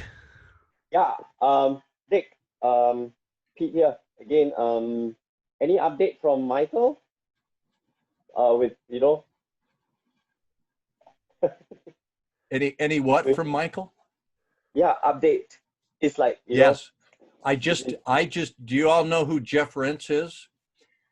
Jeff Rentz and I just did a Zoom conversation for 2 hours with Michael night before last. And that will be on our private channel. And we had a wide ranging about how humanity is controlled and by whom, and are we a farm? And someone asked me, Dick, you know, have you ever remote viewed your, it was a very interesting update. So if you're a Patreon person, you'll be getting that. It'll be, that'll be edited pretty soon.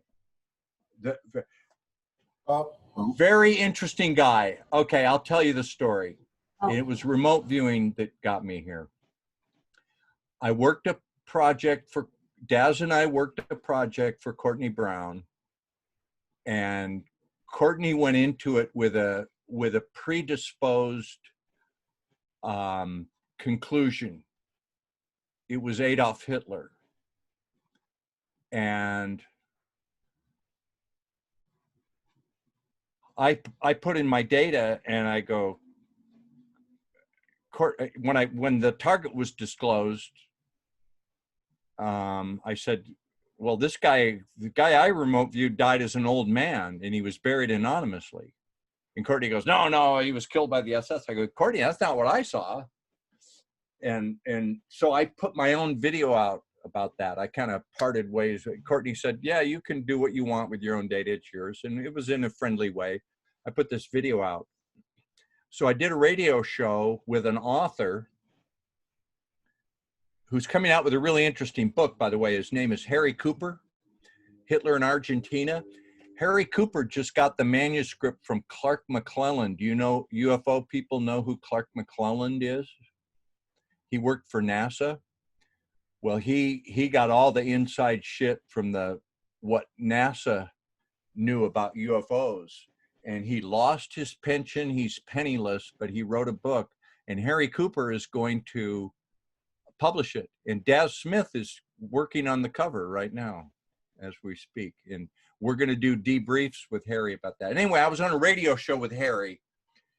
And after the radio show, this guy, Michael, Harry called me and said, there's a friend of mine that's a really good source. He's a really smart guy. He wants to meet you and talk with you. Would you do a three-way conversation? I said, sure. So Harry got me on the phone, and this guy's name was Michael. And he said, that remote viewing session you did was really interesting. The place you drew, we have people that have been there. You drew it accurately. And there's no way you could know that. So you've learned a very interesting skill, Mr. Allgire. You've in effect, you've become someone that only very specialized people are allowed, gain knowledge that only specialized people are allowed to have. You have to use it very carefully, and I'll help you be safe, but you need to know some things. So he started telling me things. And they started asking me to remote view. And I said, look, I don't want to do this alone. I mean, one remote viewer is not very good. So we enlisted Daz, and then we enlisted Riordan. So that's how we came together, was we got someone's attention, and they're helping us. So yeah, it's an interesting guy. He's very, very, I've spoken with him like this on Zoom. I've met his family. I know his house. I could find his house. I found his house on Google Earth. I've seen pictures of it. I've talked to his daughters. He is a very classy, very interesting, kind person, but he is of a knowledge base that I've never met anyone like him. It just blows my mind, the knowledge that he has. I think Daz and Edward, yeah, I mean, you've talked to him. He's a pretty interesting guy, huh? Yeah, he's very, very knowledgeable on a huge range of subjects that not a lot of people have really looked into. Yeah. But we have this book. What was that? Was that Edward? No, this Pete. Oh, I was just saying that he's down to earth, and he's just a dude you can talk to too. He's not like he's not unapproachable. He's very approachable. Yeah. So we've got this book coming out, and we're going to do a bunch of debriefs with Harry Cooper about what NASA really knew about UFOs, and it's quite a story. It's going to be quite a story. I think what's going to be allowed to be released. So that's more of our disclosure. And Daz is doing the cover, like I said. So there you go. You got another question, Singapore? Yeah. I'm sure you come across CE5 and Stephen Gear, Project Disclosure. Have you come across? Oh yeah, I know him. I know of him. Yeah. Yeah. I've watched him for years. You've got like lots of overlapping larger scheme of things, and somehow I feel that you could somehow collaborate, because there was this CE5 protocol that they have with regards to how we could use a combined consciousness to change the direction of where we are heading. Well, yes.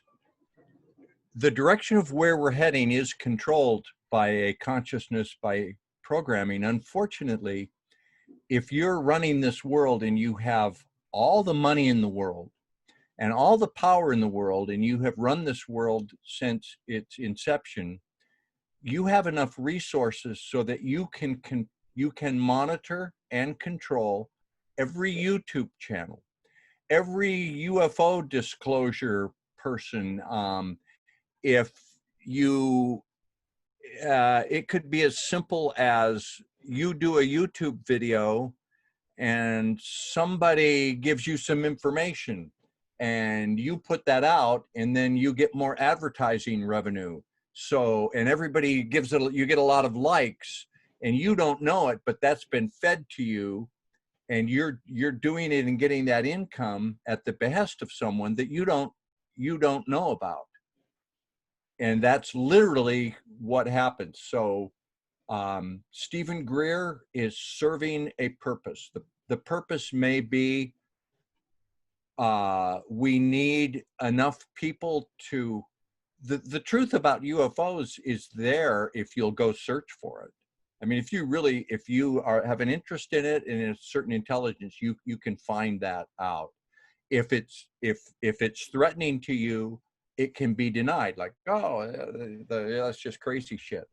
So I think everything is controlled and designed. I think where the world is going is we're gonna change systems here. We're at the end of this civilization. I mean, y'all can see that, right? They're shifting the civilization's about to go into some really troubling times.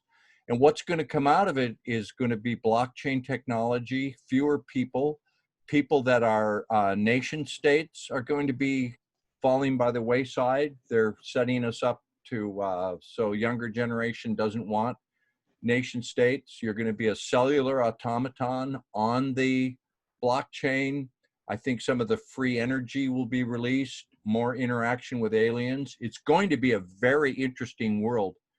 10, 15, 20 years from now, it'll be in a much different place, and worse in some ways, especially for those of us that grew up in the 20th century and we're so wedded to that. But what we had in the 20th century was decided in the 19th century, and we were socially programmed and engineered into that way of life. It's all controlled, I'm sorry to say. But it's an interesting ride.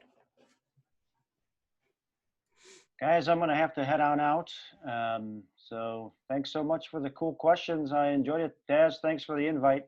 Thanks for coming, dude. It's appreciated. Absolutely. All right. Thank you for everything, Edward. Thank you. Thank you, man. Thank you. Thank you. All right, Dick and Daz. You know what, Ed, do you know what Riordan means in Irish? It means, it is the, like the poet. Yeah, the king's poet. The king's poet. Poet. Yeah, the king's poet. Yes. The And king's poet. And you are the king's poet. Yeah, Man, I yes. looked it up, man. I looked it up. So are you Irish, Edward? Absolutely, man. I'm fourth generation here in the States. From my great grandparents were from Ireland. Yeah, we say we say Riordan over here, not Riordan or whatever. Oh man, believe me, man. I've heard Riordan. Riordan, yeah. Well, I think Irish make good remote viewers.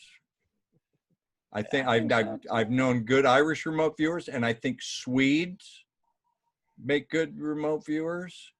Russians, I've heard the Russians are scary good. I want to meet some Russian remote viewers. Hitomi was going to introduce me to some Russian remote viewers. Well, they'll make you drink vodka before you do a session, probably. Well, I've done that. So, yeah, I have. Good to see you, Edward. Yeah, I'll see you guys Tuesday night. Yeah, take care. Yeah, we got to finish up that target. We can't talk about it. I'm going to go work on that right now, as a matter of fact. All right, guys. Bye, everybody. Take care. I had a fun time. Thank you. Hey, Dick, my housemate has a question for you. Catherine? Oh. Hi. Hi, Dick. I'm visiting today, but I watch all of your videos. Daz, I'm on Remote Viewer site. Catherine DeBard is my name. It's kind of interesting, Dick. I wrote it down so I could get the question correct. You sort of answered my question before I got to answer it, right before I'm asking it. I was going to tell you that I have had an intuitional sense of mind influencing over the masses for decades. And my question to you was, what degree these outside forces or beings are causing this influence for this insanity that is going on around the world, along with our politicians, heads of state, and just people are crazy. You know, they're out of their minds right now. Human beings are interesting animals, and they are motivated primarily by love, and we would like to see more of that, but they're also motivated by fear and pain. Exactly. And when you want to get people to change their attitudes and change their behavior, fear and pain is a very big motivator, and that's what's being used right now. It's being done intentionally. So I felt the same way. You need to be aware of that. Okay, I've been caught up in this. I just had basically pretty much a nervous breakdown. I went down somewhere south out of the country, and because of our remote viewing of some of the future things, it's destabilizing, like I said at the beginning, and it affects you, and we're all. So that's why chats like this are good. We can acknowledge that, okay, they're inflicting pain and fear. They're injecting that into us. Don't be reactive would be as best you can. I mean, know that that's happening and try to go to a higher place. And like I said, love your family and live each day, and don't get swept up in it, because Right. they're doing it on purpose. Right. Is that the answer you wanted to hear? So yeah. I agree wholeheartedly, and you, like I said, you sort of answered the question with your prior response just a couple back. But thank you for your time, Dick. And I've watched you from you bugging out to the below the world, third world country, and all the stuff that's been going on. And you know, that just wasn't for me. It was too much of a hardship, and things have opened up here. You know, Hawaii is better, but long term, that may be still an option. I just decided, if I'm going to die, I'm going to die in Hawaii, you know. What better place, right? Yeah. So, but, you know, all of us are having issues. I talk with Daz every week, and I can see on his face, it's not easy on him. He's in the UK. They're having some issues there, and it's affecting all of us. Yeah, I haven't had panic attacks for 20 years, maybe 30 even, and lately the Schumann resonance is going off. I had panic attacks 2005, 2006. Like, I was at the newsroom, and one day my heart started beating. God, I feel like I drank too many cups of coffee. Like, I'm just racing, and I wasn't breathing right. And geez, I'm getting numb. And a coworker said, "You don't look good. You're really pale." I said, "I don't feel good. You need to go to the doctor." I go, "I think I do." And they rushed me to the hospital, and they said, "You're having difficulty breathing and numbness." And they ripped my shirt off, and they're putting electrodes on me. I go, "I'm dying. I am dying," you know. And it was a panic attack. So they tried to get me on medicine, and I was resistant to that. And I figured out what it was, and I managed that. I got, okay, this is a panic attack. I'm not going to die. I'm going to be uncomfortable. And I dealt with it. But recently it's come up again, and with other members of our team, and you've had them too, just recently? Yes, I have. Russell has. My other roommate, she has some nights when she's trying to go to sleep where she has a little bit of anxiety that comes up. Yeah. It's and one of my daughters has a lot of it lately too. So I do feel that it is all of this force, and you know, we just have to make our space bigger. Yeah. It's for me, I have to get in the ocean, and I wasn't able to do that where I was. So I'm back now. I swam a mile today just before I came out here. I went and got in the ocean. I swam for 40 minutes. in the Pacific Ocean, that salinity grounds you. Negative ion. Go out and stand barefoot in the earth. Go walk on the grass or walk in the forest. Ground yourself. That'll help. If you can get yourself in salt water, that's a good thing to do. But a lot of us, I think there's some weird energies hitting the earth. Yeah. Well, I know there are. The Schumann resonance is shifting. It's going off the charts. And yeah, we're going through interesting times. Yeah, I can definitely relate to the, what you guys are going through. I was ill last week with some kind of strange head thing. Last week even going into this week, I was having headaches. I couldn't, I couldn't sit in front of the computer screen and see the text. It was just like fuzzy for me. Almost having panic attacks. And I'm sat there and I'm having a conversation. I forget a word. It takes me a couple of seconds to reach for the word, and then all of a sudden I go into a panic attack, thinking, "Oh my God, I got Alzheimer's. I'm dying."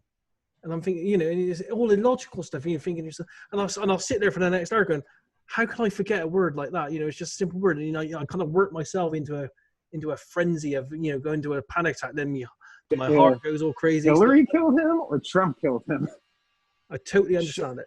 So Daz, I've been having. The reason I was late for this, Daz, I had a telephone appointment. Honestly, with I guarantee a doctor. that's what's going on. Like, I guarantee you. Somebody else's mic is on, huh?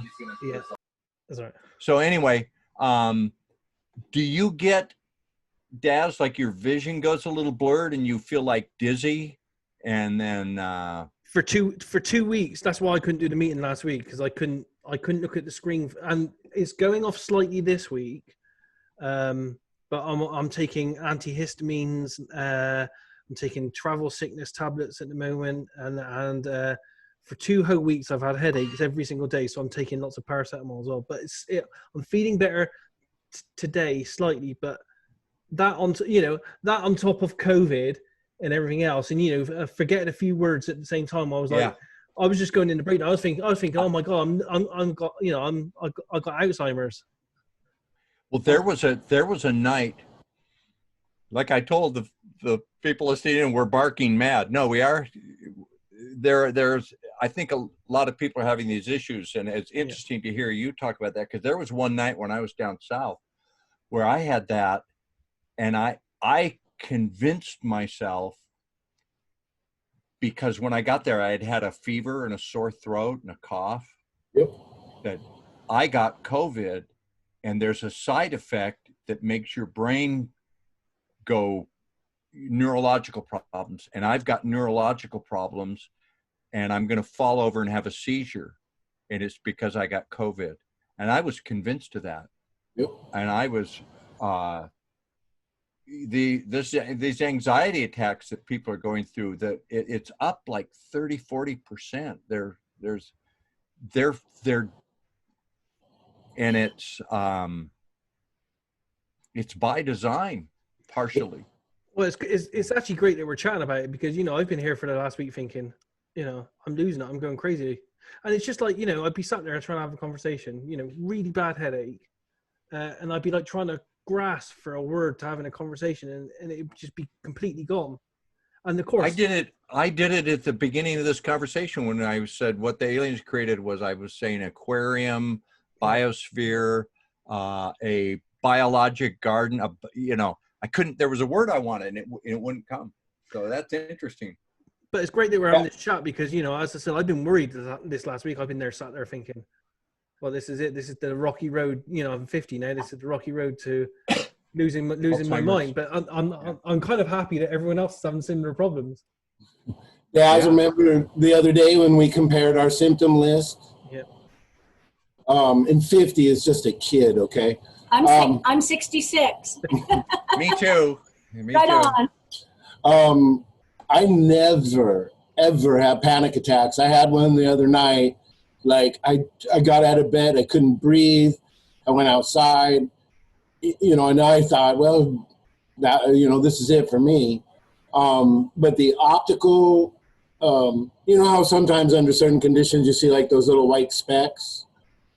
I am now just sitting there, and I can feel it's almost like a light pressure, and I'll get complete, it's not the little specks, but complete distortion in little like puzzle pieces in my vision. I've had the headaches. I've had the inability to just pull up a simple damn word.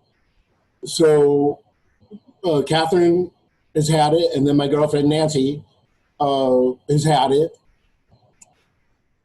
I've heard several people, then looking here in the chat, I wonder if people who are working on their perception or expanding their ability are getting not necessarily individual attention, but there's some sort of negative feedback system where if you're waking up, if you're opening yourself, if you're wanting to see, there's something there. Because, you know, I can imagine a lot of people feeling this, they're going to go straight for the prescription. If they're opening and they run into this, they're probably going to want to shut down a little.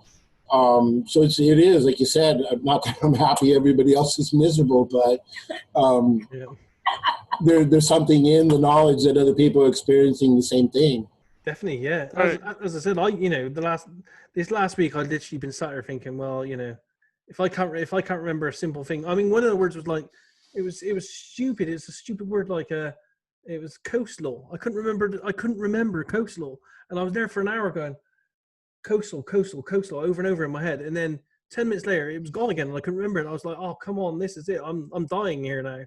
And you know, of course, that then would trigger a panic attack, and I never before 2 weeks ago, I've never had a panic attack in my life. But the last couple of weeks, I can feel my heart going with them. You know, I've had to get up, I've had to breathe heavy. So yeah, it's a real trying time, and it's nice to, not nice, but it's comforting to hear that there are other people that have got similar things. And I guess it probably could be because we're sensitive, you know, more sensitive than most people because we open ourselves up. And the situation out there at the moment we're in is just so crazy, isn't it, around the world? Let me show you guys a remote viewing session that I did. And Daz, this was a debrief that we did probably would have been 6 weeks ago, 7 weeks ago when I was down south. And I did this session, and I felt I had contact, and it was good because I was right out there, and I saw this energy hitting the earth.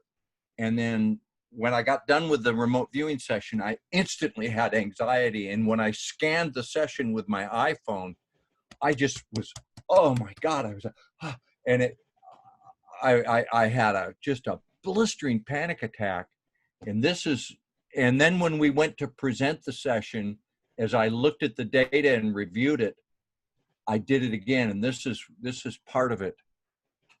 I saw the Earth's horizon, and I saw like the northern lights, aurora borealis in fast motion coming at you from horizon to horizon, a screech, radio frequency off the chart, Thor's hammer, Zeus's bolt, God's fist, magnetosphere swarm came to me. That term, magnetosphere swarm. And I was thinking, why the hell did I use those words, magnetosphere swarm? So I looked up, I typed that in Google, and there is a satellite constellation that measures the magnetosphere, and the satellite constellation is called Swarm. So anyway, I really think there's some energy. The Earth is going through a part of the galaxy or something, and Cliff High's been talking about this, that a lot of us are feeling. On top of that, the breakdown of our civilization due to this COVID lockdown and the economy. So it's interesting. We're all having similar symptoms. Didn't he say like sit in water? It was underwater was the one place that you couldn't. That people, you get relief from being immersed in water. Yeah. If I get in salt water, it helps. Funny enough, this last 2 weeks, we bought one of those blow-up hot tubs, and it's in the back garden, you know, because it's hot here at the moment. And the only time the last couple of weeks I've actually felt all right is when I'm just floating in that for an hour. There you go. Put some Epsom salts in it, or some salt. Make it a saline solution, Daz. You might feel better. That's why all these scientists have these big, massive tanks, and they, you know, put water in them, you know, to trap these strange particles coming from space. You know, so yeah.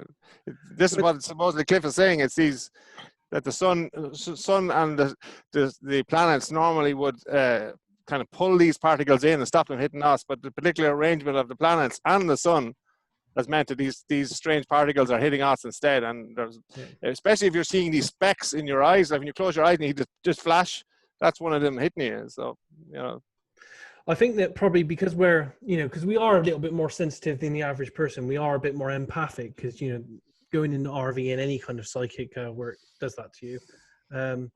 Maybe we are more sensitive to these situations, and you know, it seems, you know, from the poll of the people here and the comments that are coming up on the chat, it seems like there are quite a few of us that are going through very similar symptoms. And I've seen Dick's, and I haven't really talked to Dick about what I've been going through the last couple of weeks, but it's kind of comforting to hear, you know, that you guys are getting some stuff as well, and hopefully, you know, we can go through this together. So if any of you guys, you know, have any problems or want to talk to any of us about anything like this, then, you know, feel free to email us or contact us, any of us through Facebook or whatever.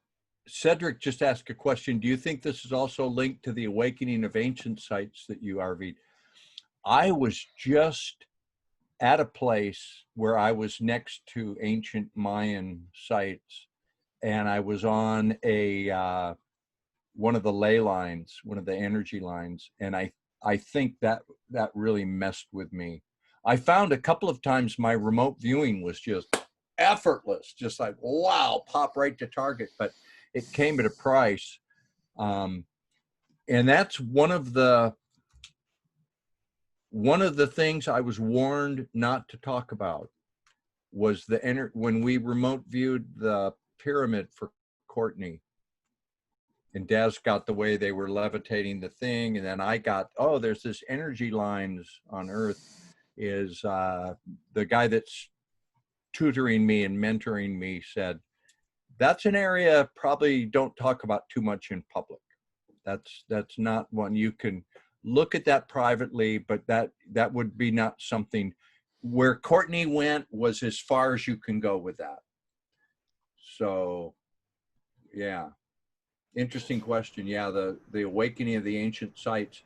Those sites, yeah, something to do with some energy and ley lines.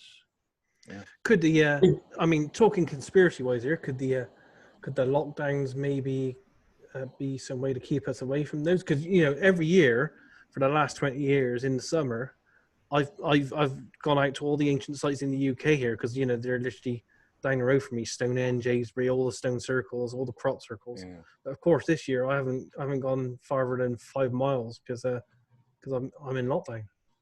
Yeah. Hey, Dick, as a collaboration, are you following any of Farsight's current stuff? Not too much. Okay. I won't show it because it's behind their paywall, but one of their viewers for June News had almost identical drawing of ancient site with some energy coming from above, almost identical to yours. Oh, interesting. Interesting. Well, cool. Yeah, those sites are,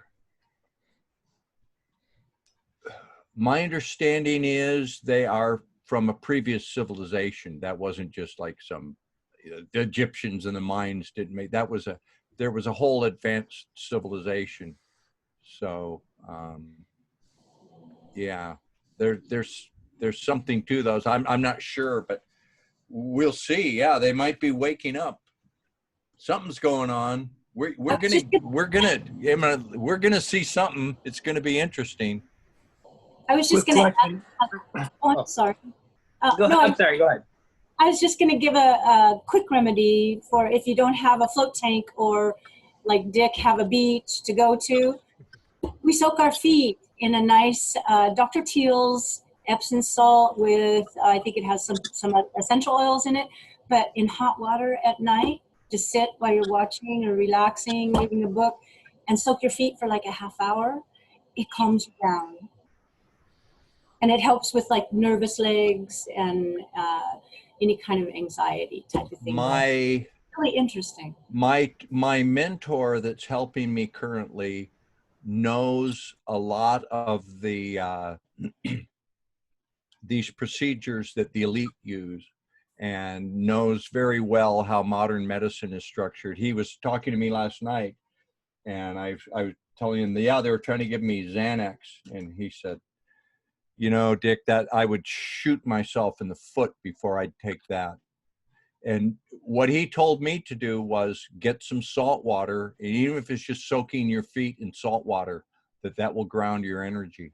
Yeah. So yeah, you're right on. Very good. That's what I was told. Real quick. Oh, sorry, Russell. No, David, go, David.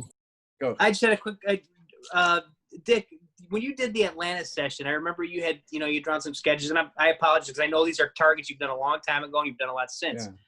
But you had mentioned, you're like, now, like at the end of it, you're like, now this is an interesting place. Like there's, so I was just wondering if you can give us little teasers about that, or what did you find out of that? The Atlantis.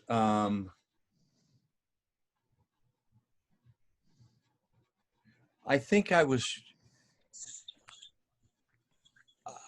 let me remember, it would probably be the scope of the civilization and the realization that it was separate from ours. It was like, oh, they had this whole layer upon layer of, like if you described 20th or 21st century Earth, the complexity of it. And I was getting similar scenarios, like people motivated the same way, doing the same things, but it wasn't us, it was a different history. And I think that's what I was finding interesting, is like, oh, this is someplace, it's just like us, but it's not us. I think that's what I was shooting for. So Courtney gave some interesting targets. So the construct of Maya, or that Ingo go about the whole illusion that that everything is an illusion. Is the illusion created by just complexity of the universe and consciousness, or could it be created by aliens?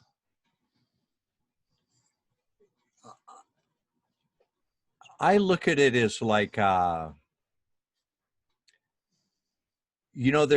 was a computer game called Sim City. There's probably a new one where you can set things up, and then what the computer will let populations grow. And if you don't direct them to fix the roads go bad, and this falls down. I kind of see it as that. It's like we're somebody's computer game. Just like seed it and then see what it grows into, like an ant farm or beehive. I don't know. I don't know all the answers. I just remote view, and I get a little counseling once in a while. I get some lessons in history. History is way more complex. We're not told real history, which we all know from the remote viewing work. Hey, Daz, this is Cedric. Thank you for answering that question on the ancient sites. And I suddenly realized something when you gave your answer. For the last couple of months, I was just asking myself, if this is all the grand scheme, they're trying to keep the people away from something by preventing us to travel or to go out. And I couldn't think what is this thing they keep us away from. And as your answer is, I mean, I think you just struck something, because I'm based in Central Europe, and here, for example, churches were closed. So if you think that churches are also placed on those important points, ley lines, you mentioned ley lines, all the ancient sites, our touristic sites, they are closed. So basically all these places are empty of people. And if you think that when people are basically visiting these sites, they circumnavigate on those and they implant some sort of energy there. So I guess if there is a plan there, that might possibly be something, in the sense that they keep these places empty. I don't know if it's for positive cleansing or if it's for some control type of thing, but definitely I think there is some truth in on that point. Yeah, thanks. I mean, it's a bit of a conspiracy theory, but I don't know. There's so much strange stuff happening, and in the UK here, I followed the COVID thing. The government has made a balls up of every single decision for 4 months. You couldn't make it up in a game to be that inept to every bad decision. So I'm starting to think that there might be some kind of alternative stuff happening behind the scenes for this. And virtually indestructible that the story became it's a vehicle. Somebody's mic is on. Well, I think it's Michael's. I remember the first time I saw Notre Dame Cathedral. I was in Paris many, many years ago, and we went to the Eiffel Tower, and then we were doing the boat tour up the river. And I looked over at this structure and I went, it was the most, I could just feel the power. I mean, it was this dark energy of just, I said, what the hell is that? I go, is that Notre Dame? They said, yeah, that's Notre Dame. And I went, man, that is the spookiest thing I've ever seen. And if you imagine being a peasant in the 12th century, and you're working in the fields, and you've never heard much live music, you've never been in a building that is over 2 stories high, you've never seen great art, you live a pretty bland subsistence life, and then you get taken to a cathedral with this soaring architecture with the stained glass windows, and then you listen to the choir sing and it reverberates through that thing. That would be such a religious experience for you, and that was meant to be. That was how people were entrained. The religion was used as an entrainment to guide them and focus them. And I likened it to, I used to go to Grateful Dead concerts. They'd have this light show and this sound system, and it would be a religious experience for me. A modern concert is a energy generating device, and somebody's feeding off that energy, and I'm getting real deep here, but they've been doing the same things the same ways throughout the centuries. And yeah, maybe they're keeping us away from those things right now. They're doing something to us, and it's, like I said, fear and pain. So don't let the fear and pain get to you. Well, good you're mentioning Notre Dame, because it burned down 1 year, almost to the day before Francis started closing down. There might be a link there as well. I don't know if anyone remote viewed the reason why it burned, but I mean, there are also some conspiracy theories around that one. Yeah, I drew that the month before it happened. I'll show you that. Let me show you my work, and then I gotta go. Oh man, what drive is this on? I got so many CV data hits. Okay. Let me find this. Also, if I may just add on that what we just discussed, is that we in the spring, in the Northern Hemisphere, spring is a time of big festivals in many religions, where people gather and just get together, get the energy of Earth waking up. And this didn't happen this year as well, so it might also have an effect on humanity in a global way. Okay. Oh, wait. Where's Notre Dame?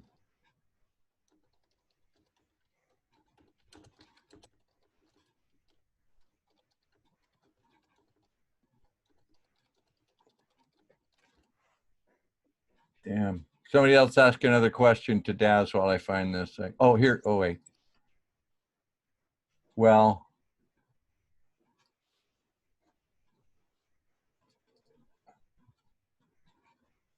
That's just on that question. I mean, to COVID, I mean, you're saying that it's giving you time to reflect. It's a godsend. So can you just talk about the good of COVID? Because I know we've spent a lot of time talking about the negative of it. So is it like, it's certainly, as my life has got better in many ways as a result of it, because I got closer to a lot of personal things. I had time to do personal things. You know, I wasn't always working for the man, if you understand. You know. Yeah. For me, it's been great because, well, not great, but in some ways it's been nice. Because my wife's been home as well, and she's furloughed, so she hasn't been working for 3 months now. And to be honest, we don't think she'll be going back to work because her job is doing the admin for a martial arts company, which is jiu-jitsu, and I can't see for the foreseeable year or two that they'll ever be doing full contact martial arts. But anyway, So, I don't think she's going to be going back to a job. But, so we've been spending a lot of time together. But even though we were only allowed out for an hour's walk a day, the fact that there was less traffic on the roads and you could hear the birds and there was less people on the roads, and the fact that I didn't, other than crypto viewing and stuff, I didn't have as many deadlines or meetings or people wanting things from me all the time continuously, I actually found quite nice. But you have to balance that with the other stuff that's happening. I have the insecurity of my wife being out of work and me don't know where the next paycheck's coming from, and the economy's tanking across the world. People dying, from a disease. We're at 500,000 deaths, and it's still rising. It's not going anywhere for the next year or two, although people want to wish it away. So all that as well, so it's a bit of a balance, a bit of an offset. But I have found some small personal benefits to not having to go out and interact with people and just taking time to myself. That's been nice, and I would like to keep that. But already going back for my daily walks, it's harder on the roads. There's so much more traffic again. And where I am in the city of Bath in the UK, because we're in a dip between hills or several extinct volcanoes, the traffic fumes collect in the bottom of the basin, so it's quite bad, for allergies and people with breathing difficulties, that kind of thing. So that's gone back up again. So that's not a good thing. But yeah, on balance, some of it's been quite nice on reflection, other than the stress and the apprehension and panic attack type stuff that I'm also getting at the same time. Wow, that's interesting. Edward's getting panic attacks too. There, he's had an issue. I just talked to him before we came on. Let me show you my Notre Dame work, because I like this one. This was okay. Desktop 2. We published this a couple months before it happened. I said white smoke, fire event was going to make news, and it was interesting that thing burned. With most building fires are black smoke or gray smoke. That was very white smoke. So we got that, and then I saw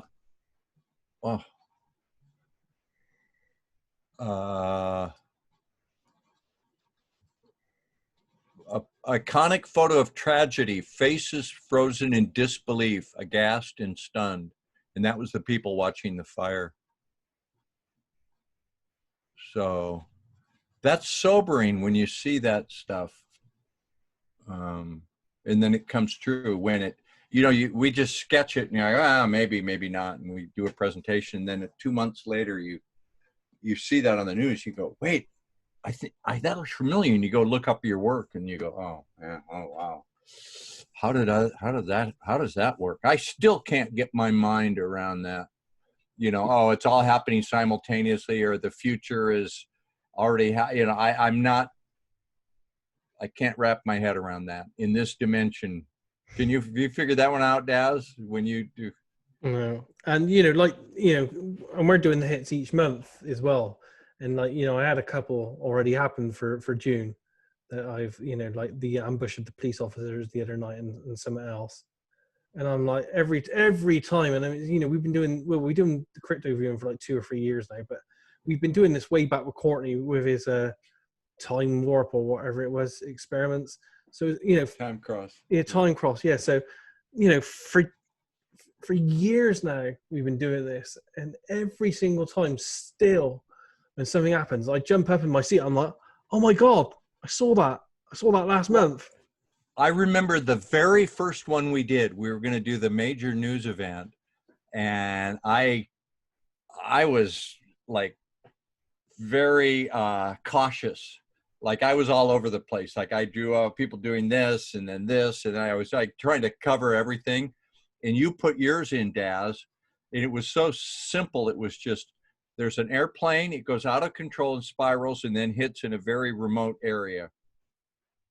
And like, that's it. Like, okay, he gets this airliner spiraling down, and that was nothing like my work, and like just like, okay, that's very definitive. And then was it the Turkish airliner that crashed in the Mediterranean? Remember that? You described it. They actually, part of the news coverage was the way it fell, the curving attitude of it. They had the flight track, and you had drawn that exact flight track. So I was like, totally different than my work. And I was going, God, Daz is really going out on a limb on that one, because there's either going to be a major plane crash or not.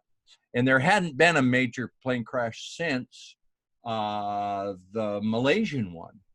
It had been a couple of years. And sure enough, it happened that month. And I went, oh, damn, man, Daz just nailed that. I was like, yeah, it's interesting work to do. It's fun. Y'all ought to just try that. Just get quiet and just draw a session on what's the news event going to be next month. Yeah, well, maybe we can, you know, through the Facebook page for this chat thing, we can set it up for people to do it as a target, and then all come back on and discuss it, what we get a month later. Did you see the session? Yeah, that's a great idea. I have a question. Okay. It's Rose. I have a question. I think that's a really great idea that you just said. But I wanted to ask Dick about one of the remote viewings that you had. I think it was for LA. And you saw this, you went up in space, and you saw this thing that looked like a soccer ball, remember?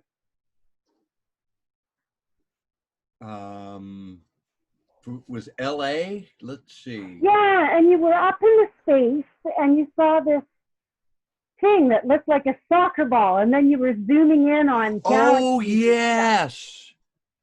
Yeah, and so I saw that, and it reminded me, like, right away. I thought, you know, that looks like the Webb telescope. I don't know if you're aware that NASA's building this really amazing telescope. It's going to be able to see further than Hubble. They're going to be able to see like close to the beginning of the universe with this thing. And it seemed to me like that's exactly what it looks like. I posted a couple pictures on the crypto viewing site, the private site. Oh. And I know you've been busy, you've been flying around and you've been all over the place and may not have seen it. So I was trying to get this to you that because it was a time of disaster and you were seeing other things like earthquakes and natural disasters, I thought maybe this was a time marker. So I looked up the Webb telescope, and it's not even in space yet. It's going up next March. So like if you saw it, you were seeing it next year in March. And, you know, I thought that was kind of interesting because that gives you a time. It's going up next month? Next March. Oh, next March. March. Okay. So it's like March. after the New Year. So, you know, it's like it was almost a year away when you were seeing it, you know? Well, excuse my language, it's from Daz's session, but we did a look ahead on something that was economic and social events. And Daz had March of 2020, and it went, and he wrote, oh, fuck. Remember that one, Daz? You called that one exactly. You had that exact. Yeah, the telescope, I think Rose is talking about, and just looked at it online. Looks like it's called the James Webb Space Telescope, and it's that's it.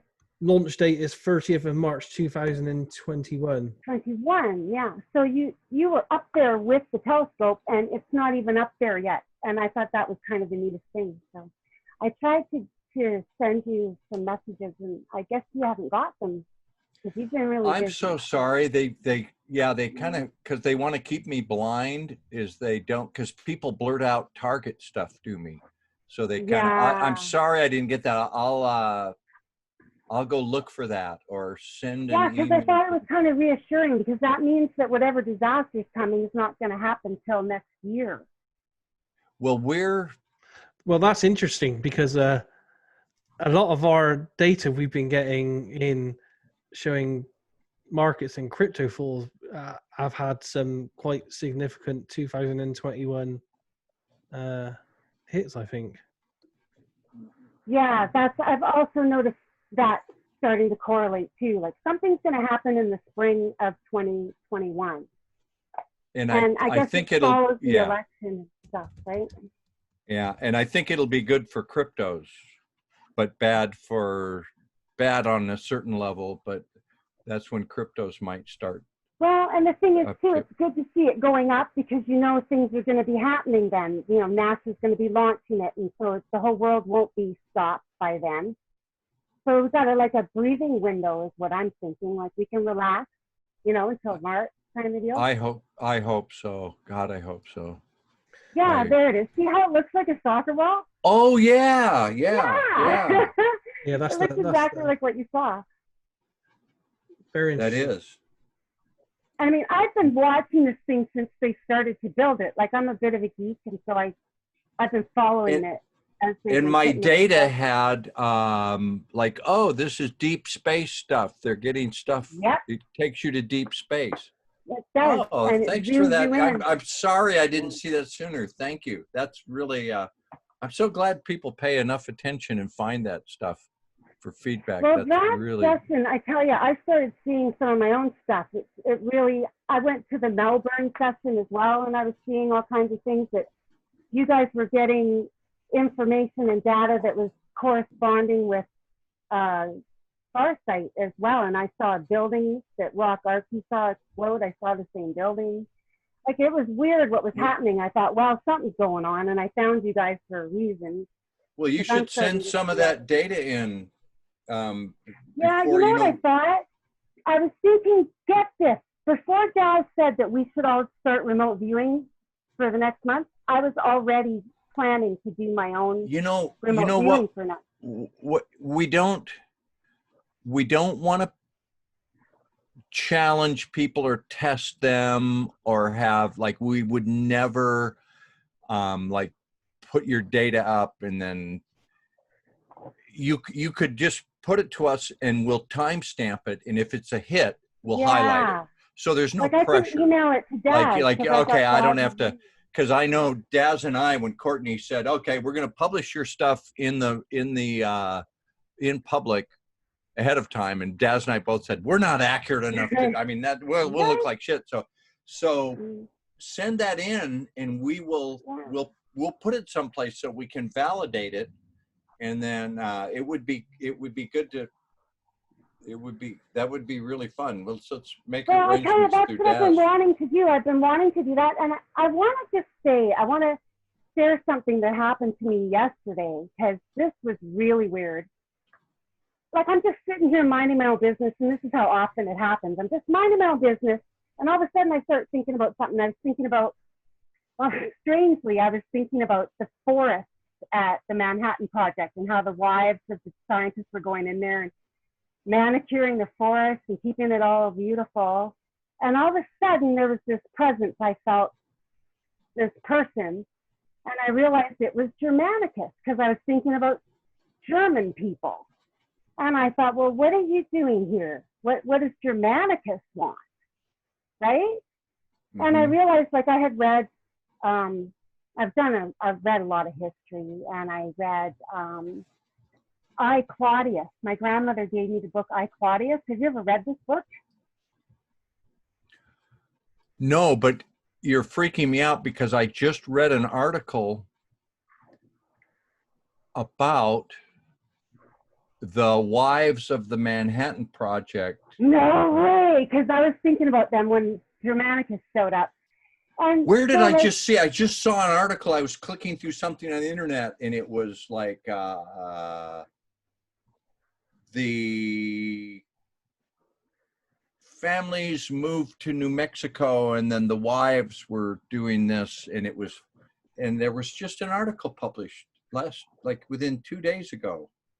Yeah, I read it in a book a while back that I was reading about something. I think it was the moon shot and how, anyways. So I read I, Claudius also a while back, and I learned about Germanicus, and he was a great leader, a great general, and no one could conquer Germany. Germany was a very tough place, and the Romans just couldn't conquer them. And it was Germanicus that went in there and finally won over Germany. So, who else you want to talk to if you're going to talk to someone about Germany? He came to tell me he's not happy what's going on in Germany. He's not proud of what they're doing, and he himself actually is going to be intervening. So I'm thinking maybe everybody wants to keep their eye out to see what Germanicus is up to in Germany. But I thought maybe that might be an interesting target for RV, what's going on in Germany in the next 6 months or whatever, just so look somewhere different than we've been looking maybe. Well, I was told that a marker to watch for was when the United States started pulling its troops out of Germany. Like they've been there. Yeah. That was an important mark. It's interesting you bring up two things that I've had knowledge of. I just saw the article about those wives. When you said that, you're going to refer that. Yeah, I've got to go. I've got to go eat lunch. This has been a real interesting discussion. We'll do it again. Send in some data. I will. Sorry to interrupt. Just on what you just said, Trump announced 2 days ago that he would retreat troops from Germany to Poland. Yeah. We did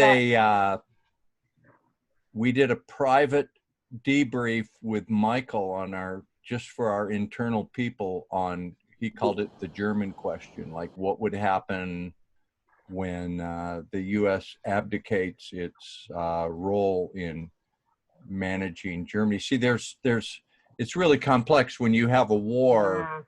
The agreements that end the war and who owes what and who's going to manage it it goes for decades and decades, and there's a lot of payoffs, and there's a lot of behind the scenes stuff going on. So I've got to run, you guys. It's been real interesting. Send some data in. Just do a session. Sometimes I don't do a formal remote viewing session. I just put my theta tones on and I write like NFE, near future event, July 7/20. NFE 7/20, and I set my mind, okay, I want to see images that are going to be in the news either the next month or the next couple months, and I just put on my tones and I just sit back, and then I have a pad of paper to me, and ideas come to me, and I'll do that for half hour, 40 minutes. I get a little vision, like, I see a smoky fire in a city with a steeple. No. Oh, there's people gasping. Okay, draw that. And then I'll go and I'll be listening, and for 10 minutes, maybe nothing. Then an idea comes to me, like, the Space Force uniform or something, and then I kind of forget those. And then when I'm done, 40 minutes later, I just look at those things and I kind of maybe redraw them and submit it. You'd be surprised if you've never tried it. Just try it. Just let your mind go. What I'm finding, I'm finding that my ideograms are free. I'm just loving learning to draw ideograms. I get so much information just from the ideograms. It's incredible. So like that's sort of my focus right now is developing my ideogram language, because it's like Well, I don't know, it's yeah. a gold mine. Yes, yes.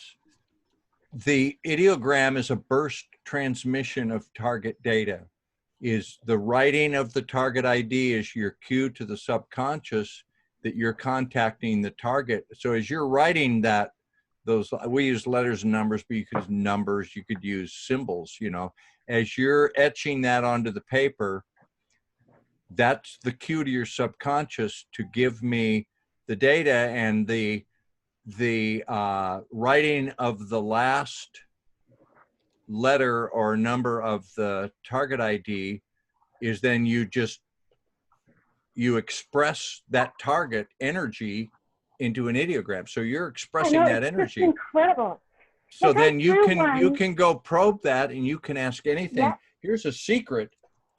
Incredible. If you watch some of the stuff I did on whiteboard with Courtney Brown, you can sometimes see me at the whiteboard. I think Daz might do this too, but I've drawn a guy and I go, well, what's he thinking about? What's he need to know? And I'm making an ideogram, and then I touch it with the magic marker, and in that moment I touch it, I know, and the answer comes to me. And when I'm really I rolling, watched the girl and his son, and they just put their pen onto the image they've drawn of the subject, and they can tell what they're thinking. I'm getting to that. I'm approaching that. I'm taking it easy because it's a lot. It's a lot of information that hits you, and so you know, I'm just taking ideograms are very powerful. It's a very powerful tool, and it's very important to probe an ideogram properly, and you can get a lot of data. You can get a lot of data. Well, I did the one I'm going to send you guys, and you'll see. I broke down the ideograms like it does in the method, and so I follow every twist and turn of the ideogram and make sure that I had practiced my ideograms as well. I had done a bunch of practice, so I had certain shapes I'm looking for and the whole thing, right? Just like CRV method. Anyways, I'm going on and on, sorry. Yeah. All right, good conversation, everybody. Thanks for having me. Nice. Yeah, thanks for coming along, Dick. And to everyone else, let's end it there, because I'll probably have to spend an hour and a bit rendering the video file from this after you guys leave. So thanks for everyone for coming for the evening, and we'll do this again soon. Yeah, it's nice to meet you all. I'd like to have further conversations with you. I've been a little antisocial for a while. I'm just so busy. I try to do a YouTube video every day. I got remote viewing. I do interviews for crypto viewing, and I get these. Michael calls me before I'm going to bed and gives me a 2-hour history lesson that I've got to absorb. Wow! But it's an interesting life. It's fun. So we probably be won't be in awe of it. Yeah. We probably won't continue doing them weekly, but we'll definitely do 1 or 2 a month from now on. And well, you know, and I'll run this project as well. We'll get everyone else to contribute, see if they can predict the news for July or something. See what we get. Cool. Yeah, I would say to begin, we just document their work and then put the hits up. Yeah. So that everybody has for me, the way I learned remote viewing the best was no performance pressure. I would get a target ID off of Lynn Buchanan's site, and I would be in my own room, and I would do it, and I wouldn't give a shit if it was a hit or miss. And then I would finish the session, and I would look at feedback, and I'd go, okay, that was on or off. But you can't. You've got to get over the performance pressure in the beginning. Like I would never ask anybody to okay, you're going to do with us what Daz and I have been practicing for all these years and put your work next to ours. That would be, but you're probably going to get a few hits, and along the way, you'll just like, hey, we never, ever highlight anybody's bad work. Daz and I have never done that. You've got to be supportive of remote viewers, because remote viewing is not 100%. You have good days and you have bad days. So highlight the good work. And I have files cabinets full of shitty sessions that I've done. Yeah, we all have those. Yeah. Yeah, Anyway. they're remarkable, Dick. He's getting one of those soon. It's on order. I want to get one of those. Yeah. I'm when the next generation comes out, I'm on board with that. Well, see, and that's a big step for me. Let me tell you why. Because you started him off again. He was going. Now he's here again. Sorry, I didn't mean to. I said I'm sorry. I was taught that you had to use fan-fold computer paper, and it has to be always tear down. That's a protocol to keep your conscious mind busy. And you have to use a Uniball Vision pen, and it has to be set on the paper like this. And that's all part of the protocol, the ritual of the thing. So, yeah, it's magic. So, yeah, you've got one. That's good. That's the pen. That's the one right there. I'm with you. For me to go to that pad, Daz, I've seen Daz is using that, so I'm going to get one. The next generation. When are they coming out? Like a month or two? Yeah, they're. I think they're about 10 weeks behind. But they're out soon. Okay. September, I think. But they're sold out, mind. I think they're putting them out in waves, and I've heard people talking about that they've pre-ordered, but they're in the 10th wave that's coming out. So I think they're pre-booked or pre-sold like 10 months in advance. Right. See, if you command your subconscious that you're going to go down to the beach, and it has to be a certain section of beach, and you're going to use a certain stick, and you make an ideogram in the sand, and then you'll get the data by that. You'll get the data by that if that's your intent. If your intent is that this pad is going to have that magic transmission, then it will. It's just your intent. It's just a communication device. So I'll transfer over. Excellent. Nice to talk to you all. Okay, I'll leave so we can go. Yeah, thanks for coming, Dick, and thanks for coming, everyone else. And we'll meet again soon. We'll set an experiment up and all that kind of stuff. It probably won't be weekly from now on. Maybe every 2 weeks or something. All right. Okay. Bye-bye. Yeah. Relax. Have a good weekend, guys. You too. Bye. Bye. Bye. Hey, Flynn.